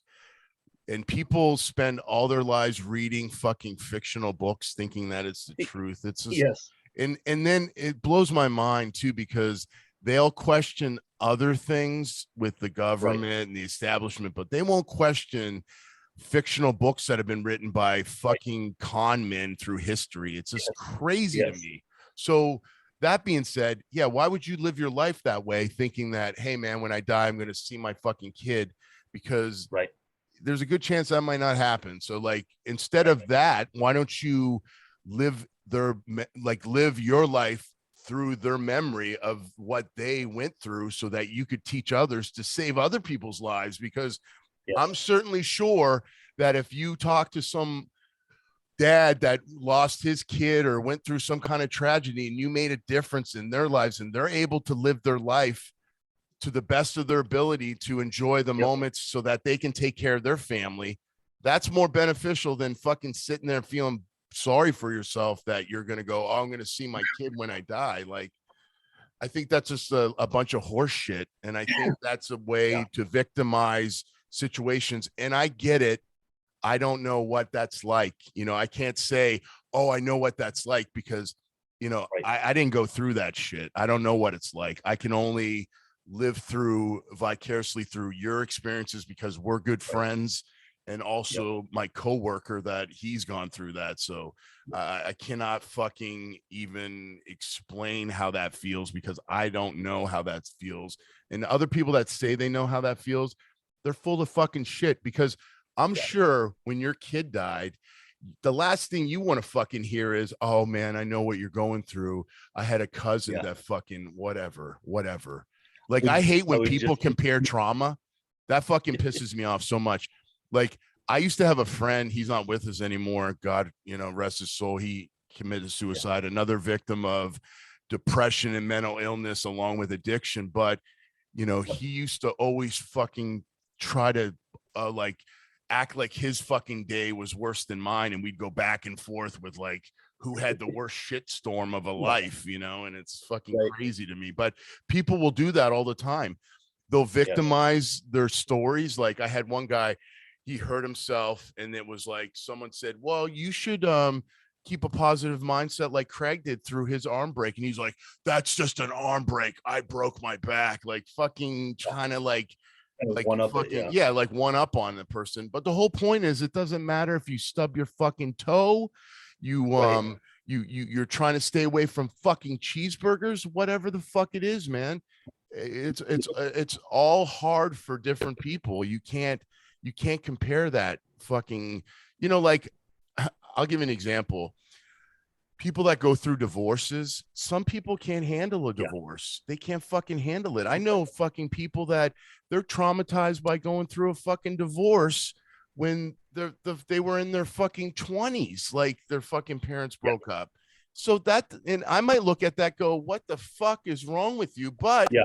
I don't fucking know. Like that's Right. fucking, that was really hard for that person. So I have to have some compassion and change my perspective on it and go, oh, okay, that affects you differently than it would me. Like, you know, so, and I think One of the everybody things, can be more callous to different like trials and tribulations in their lives. So I mean, it's just a reflection of that. And you know, people cope with things differently. That's just like you said. If I gave you my workout, you might not Yeah. want to do that because those are the exercises that you might not like, or they might not be beneficial for your goals. It's like right. there's no like template for everybody to follow. Like it's just, you know, everybody's an individual. That's why when I was doing diet consultations back in the day, I would tell people, I would ask them, out of all these groups of foods that are healthy here, you know, I give them a list of about 30 different foods. What ones Right. would you eat and what ones do you like? You know, I'm not going to force you to eat eggs in the morning if you fucking hate them and you'll rather have a whey shake. You know what I mean? Like it defeats the purpose. But I think a lot of people have to realize that trauma's individualized. We all fucking deal with it differently. And we can't be victimizing that on top of, oh, you don't know what what I feel like. Right. Well, of course I don't, because I'm not you. I'm not fucking you. So I don't know what you're going through. All I can tell you is through my experiences with this is how I felt. And most of the time people can relate to that for sure. You know, there's one thing you said about how people try to say, like, you know, when I came back from my son's funeral, I felt like you just mentioned it. Everybody was trying to tell me that they thought they knew what I went through. I had one buddy, my buddy Jack. He's this big giant of a guy, and he, you know, I walked into this particular bar, and he comes walking around, you know, the bar, and all he did is he stood there, this big, huge, giant man, and he puts his arm out like this, and you know, wide open, and he says, I don't know what to say. He goes, but can I give you a hug? Yeah. And that was the best thing that anybody did at, for quite some time, because he didn't even pretend for 1 second Yes. to know what I went through, but he knew that his buddy was hurting. And he goes, let me, you know, and we're not, we're all these tough guys, right? You know, we're weightlifters and arm wrestlers and, you know, grip strength, all these things, you know, football, hockey, whatever. And he just walked up and he didn't care. In that moment, he said, I want to give my buddy a hug. And he goes, I don't know what else to say, you know, and I told him probably just a couple of months ago, I said, do you know how profound that was to me? Do you know how that made me feel? And he just goes, I never knew. I go, but you did the one thing 99% of the others, well, I shouldn't say 95% of the other people didn't do. I said, they kept trying to tell me how their buddy who was like a brother died. And I go, that's not your child. And you have 3 kids. So why are you talking about your buddy? Yes. Why are you telling them about your aunt or even your parents? Okay. Here's my thing about parents. As parents, we all know in theory, we're supposed to die before our kids, right? So why are you telling me this? Because it's not the same thing. You know, I'm not trying to tell you I know what it's like to lose my parents, because I haven't lost mine yet. I've lost my grandparents, but they lived long, full lives. You know what I mean? So even when they did pass, yes, it hurt and I cried, but I was also happy that I had the time I had with them. And that's where I've turned. And that was another thing I wanted to mention. I'm not sure where we're at on a timeline or anything. There is none. One thing that my dad had sent me a text on, and it changed my thinking. He said, I am glad you got to be a father. I am glad you had almost 27 years with Jesse. He goes, I'm glad you were able to spend that time with them. And that hit me like a ton of bricks, where he was taking this situation and he was saying, I'm glad you had that opportunity. You know, and that's something that my dad and my grandfather were funeral directors. So I grew up in a funeral home around death a lot. And to hear his perspective on it, saying, I'm glad you had that opportunity, that really helped me start moving in a more positive direction, because I started going, he's right. I should be grateful for what I have, because I could have been gone at the age of 18, 19, 20 years old and never had a son, never had that opportunity. I could have done, even in my early 20s, late 20s, early 30s, I could have not been here and not had that opportunity to continue to have that relationship with my son. So it was taking a tragic situation, but also being grateful for the opportunities of what I've had right up until that point. And that's another thing, if anybody can get anything out of what we've talked about today, hopefully they'll see the highlights of what, we've done through tragedy to then turn it into something more positive. And when I say that, it doesn't mean that we still don't hurt.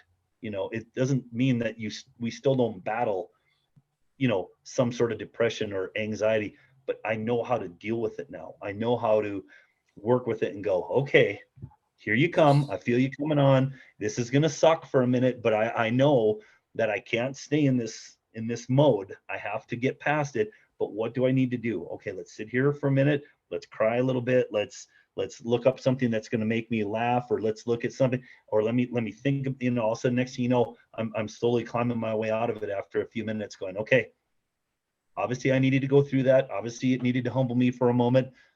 I'm ready to get back to life. You know what I mean? And that's one of the key things, is that we can't just stay stuck in that moment of the tragedy, of the trauma, of the loss, of whatever insert here, whatever it is. We can't stay stuck there, because if we do, things won't ever get better. We don't forget, but we do move forward, and we learn to live with it, Yes. and and that's just, some people might think that's cold. Some people might think, well, I can't do that. Well, then find what works for you. You know what I mean? Find that happy place, if you would, find a way to keep living, because to me, it's no way to live your life going, woke up again today, one more day closer to seeing my son or my daughter or whoever in the next life, or in heaven, or whatever happens when we die. And that I can't live that way, and that's why I think I've gotten to that point where even doing 90 days with no alcohol is not a problem for me, because I'm sleeping better, my workouts are better, my thoughts are better, or they're clearer, I'm more focused. I listen to you talk about discipline a lot. And I'm telling you, that's a driving force to keep it in my head. God damn, I gotta keep on the discipline and the consistency. Otherwise, I'm gonna squirrel, and I'm gonna go down the rabbit hole. Yes. And I can't do that, Yes. And those are things for me that's why I listen to the Craig Sublairs and the David Goggins and Andy Frisella and Jordan Peterson and Dr. Joe, and like I said, insert, even Jim Carrey. I mean, I know people will think he does a lot of crazy things in his videos and stuff, but the guy went through depression and he came back. You know what I mean? He found a way to heal himself. You can't downplay a guy who went through some sort of tragedy and came out of it. He was a Canadian who grew up poor. You know what I mean? And I think he didn't he lose a daughter or a son, I think he might have lost a family member when he went through that depression. Did lose a daughter. I mean, I could be wrong on that. Yeah, no, but I think it was a real traumatic experience that he went through. And I think, like you said, it doesn't matter how wacky people are or whatever, but when they go through a moment and they're able to kind of share some kind of positive affirmation from that, you have to listen to that. And you said something really good too, like that's really profound, man. You're really hitting the nail on the head. And you cannot live your life as a victim, and there's no other answer. I don't give a fuck what anyone else tells you. If you're going to live your life as a victim, you are fucked. And I'm telling you, I know this because I lived it for 44 plus years of my life. And and you can't expect to wake up every day going, oh my God, how am I going to make it through this day? Like, you have to change your mindset. And if the mindset doesn't work, you have to move a muscle, change a thought, a simple walk, a simple healthy meal, writing shit down. Like, at the end of my day, I journal and I write down it could be how I wasn't as friendly to the Publix fucking cashier, whatever I can improve on. And some of the Yeah. things that fucking affected my mindset, I'll write that shit down, even though it's like Yeah. just between me and my fucking crazy thoughts. But I Right. also want to realize where I can work on that. Like, you know, why did I have to think about punching that guy in the face because he fucking cut me off in traffic? Like, why did I have to take it there? Like, you know what I mean? So, Yeah. but it's just crazy because I feel like when you are aware of that stuff, you can make Yeah. yourself accountable to it, and then you don't like play a victim. And I'll catch myself sometimes doing that. I'll be like, oh man, I gotta fucking do this and that, and I don't have any time for myself, and blah blah blah blah blah. And it's like, it's Right. not about me. It's not about me. And I Right. use discipline because all my life I had nothing going on as far as anything good, you know, and the only Yeah. thing that I found any kind of value in was being disciplined. And as a young kid, I found that that was my identity because people would look at my physical presence and go, wow, you Right. know, I went through this fucking really crazy transformation over a summer one time going into the 7th grade where everybody thought I turned into Hercules because I went from like 140 to like 175 in a summer Right. and Yeah. no juice, just fucking lifting weights and Right. eating. I didn't know what the fuck I was doing. The juice Yeah. days, you know, were later on when I was 16, of course. But the Yeah. thing about that was it was just, and then I got some kind of identity out of that, even though I wasn't doing good in school. Shit was going wrong in my fucking, you know, family life. I was dealing with a lot of trauma and shit going on, addiction, Yep. alcoholism, mental health, and sexual abuse, all that craziness. But Yep. I could feel good about myself because I was going to the gym every day. And, you know, that Yeah. was kind of how I really was able to survive, I think, you know, through those Yeah. times, because of the discipline. And I think that's really, I think when people don't have a regiment or a schedule, or they Yeah. just do whatever the fuck they want every day, there's no fucking regiment. I just don't Yeah. feel like they live a life that's worth living in my eyes, because there's no discipline there. Just fucking, you can't live your life by, I'm just going to wake up whenever the fuck I want, and I'm going to go to work whenever the fuck I want, and I'm going to stay up whenever I want, and I'm going to eat whatever I want, and I'm going to do whatever I want. Your life Right. is fucking not going to be what you want it to be, for sure. No, you have to. I mean, one of the biggest things that I've figured out in my life anyway is that you know, when I have a plan, when I have a goal, and that's why I set the 90-day goal for no alcohol. Again, I I have never had a problem with alcohol to the point that I have to have it like it's my breath, you know, like Yes. I breathe.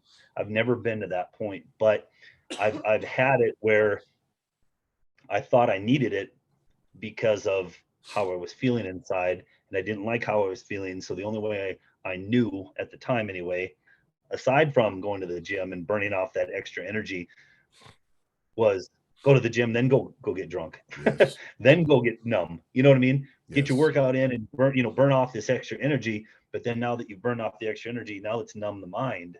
Let's Yes. go have a couple of drinks. And I've always been more of a social drinker type thing where I don't, you know, I never really was kind of that guy who would sit at home and just get hammered by myself, if you would, until I lost my son.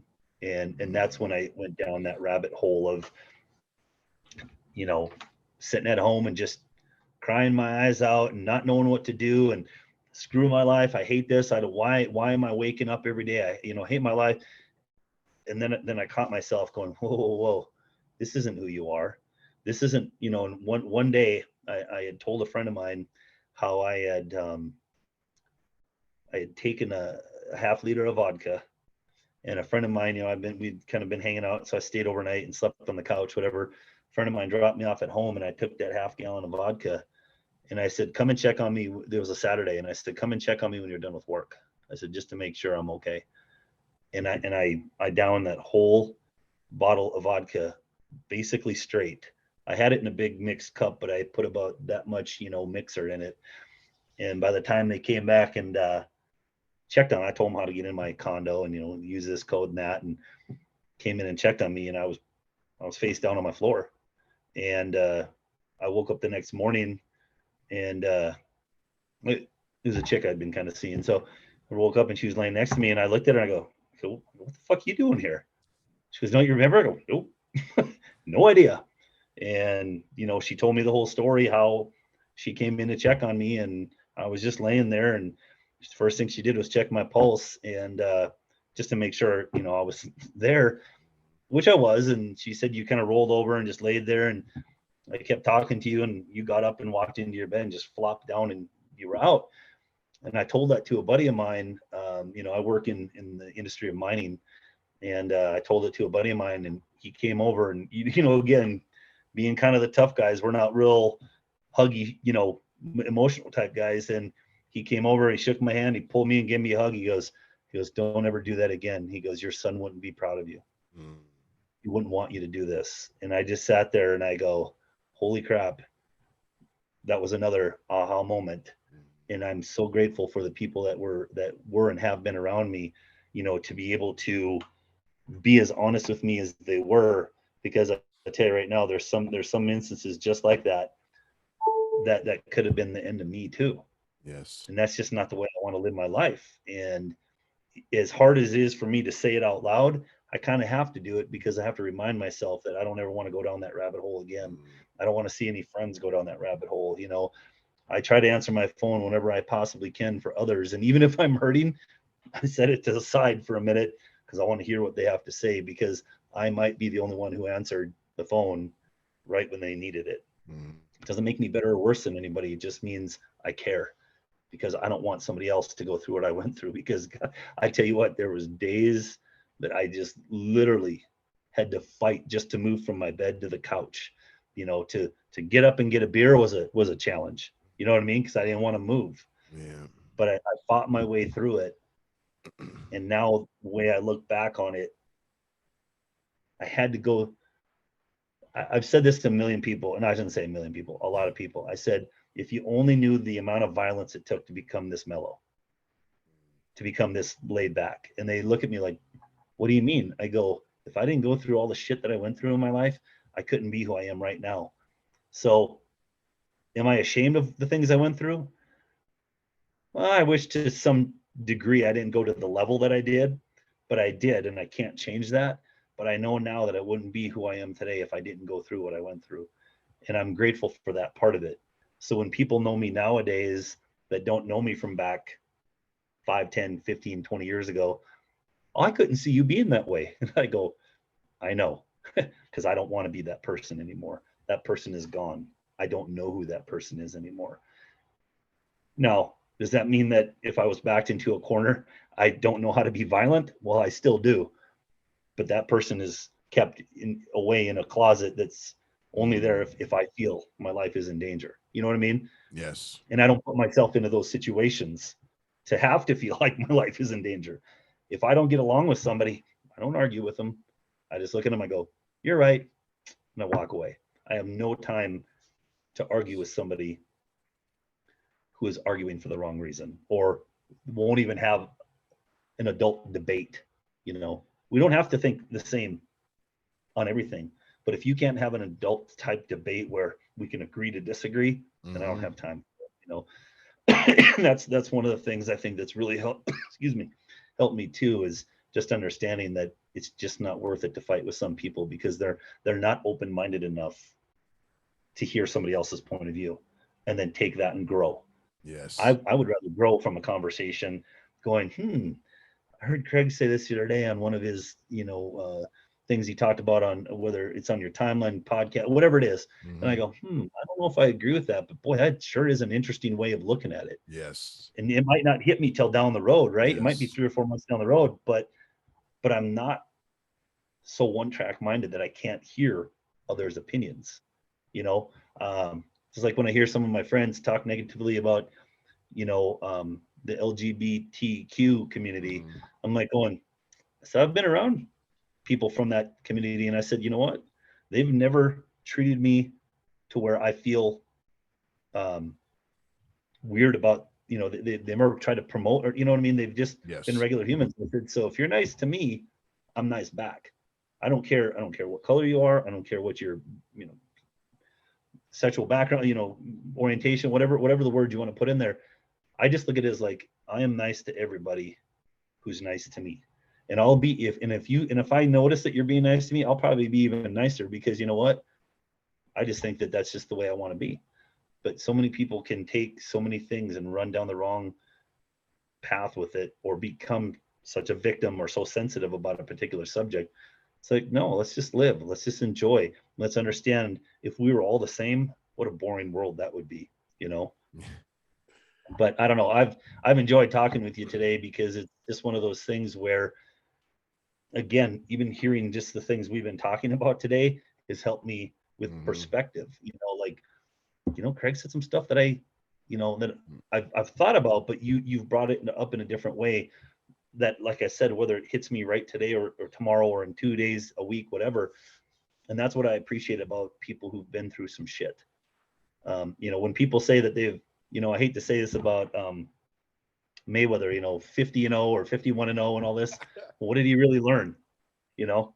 I love seeing champions that are, 50-3 or something. You know what I mean? That where they've had some humbling experiences, to the point, just like in UFC. Conor McGregor hasn't won every single fight that he's fought, but he's still one of the most amazing fighters at his, in his weight category ever. Same with Nate Diaz. He hasn't won every single fight, but man, does he put on a show. Yes. Man, can he go out there and with all the perceptions people have of him, he can still go out there and bang with the best of them. You know what I mean? And I enjoy seeing champions. I shouldn't say enjoy seeing them lose, but when I see them lose and they come back even better, that's how I look at my life. Even though I may have quote unquote lost today, how am I going to come back better tomorrow or later today or what have you? Those are the best stories, when you see like people that have lost a belt, or were the champion or the undefeated, and they came back and they won, which, tops off the story. But just them coming back, like one guy I really admire, because I followed him through his whole career from the documentary of Fightville that he did, was Dustin Poirier.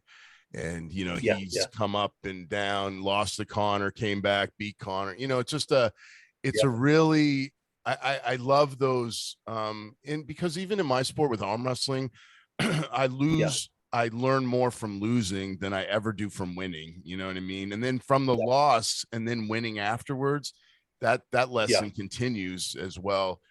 But you had said something really good about like violence. And there's a quote about, men that are violent but have great restraints, and Jordan Peterson talks a lot about that, being like a monster. And I'll tell you, I really recommend anyone out there that looking for a book. I just listened to Jordan Peterson's 12 Rules to Life, and he has a new one coming out. He just released a new one too, so it's really really great listen. I really recommend it. But he talks about, you're going to be violent, but you're going to have the restraints to not be violent. And that gets back to having conversations with people and not getting personal, like not going, okay, me and you disagree. And then I go, you're a fucking asshole. You're fucking dummy. You're stupid. Like, you know what I mean? Like, and a lot of times we see that today in today's society with what's going on in the world. Everybody's like, against this person for doing this and fucking, but we have to really, I call it staying in my own lane and basically focusing on ourselves and bettering ourselves. But listen, Kris, man, I love you, brother. Thank you for coming on the show. I really enjoyed talking to you. I could talk to you for another fucking 5 hours. And then I don't know if anyone's gonna fucking watch the video, because it'll be like, what the fuck? I'll have to break it into like a 5-series fucking mini series. But I love talking to you, man. You're a really important part of my life. And this conversation, I really learned a lot from your perspective of dealing with hardships. And I really admire you for sharing your story and and putting it out there and basically being able to really show people out there that you can come back from any tragedy. You can change your life at any point in your age. And I love how you refer to what normal people call birthdays as levels. I love that shit, Yeah. dude. Like I love being on level 50 now, you know, Yeah. because level 20, I didn't know what Yeah. the fuck I was doing. I still don't know what I'm doing, but at level 50, I Little feel more, like though. I'm halfway there, and I think I have Yeah. a fighter's chance. So I really appreciate everything, brother. I really appreciate your positivity. Thank you I really appreciate your friendship, and thank you Yeah. for just putting it out there on the line, man, and sharing your story today. Well, I appreciate you doing your little series on, you know, addiction and stuff, and taking some different perspectives and, you know, different people, you know, who have gone through it. You know, mine being one from a father of an addict, you know what I mean, and telling my son's story, and then you'll have others on, you know, that'll have different perspectives and your own, you know what I mean, and Yes. I think that's the best way to help others maybe heal or see a different perspective, is let them know that there's other people out there just like you. You're not alone.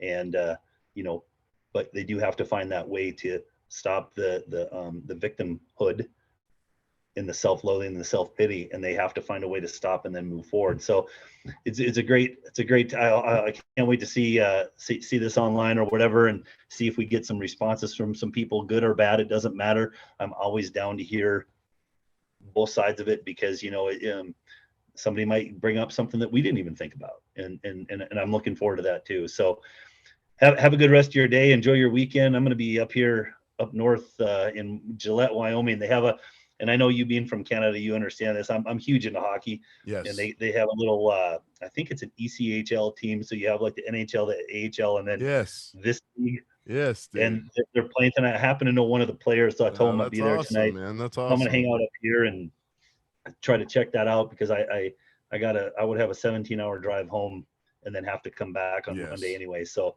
I'm gonna hang out here for the weekend. But thanks for having me on. I'm gonna try to enjoy being up north the best I can for the weekend, and, you know, we'll be talking again soon, just because, you know, we're part of each other's lives now. You're kind of stuck with me. So yes, for sure, brother. Thanks, man. I appreciate you. all right, man.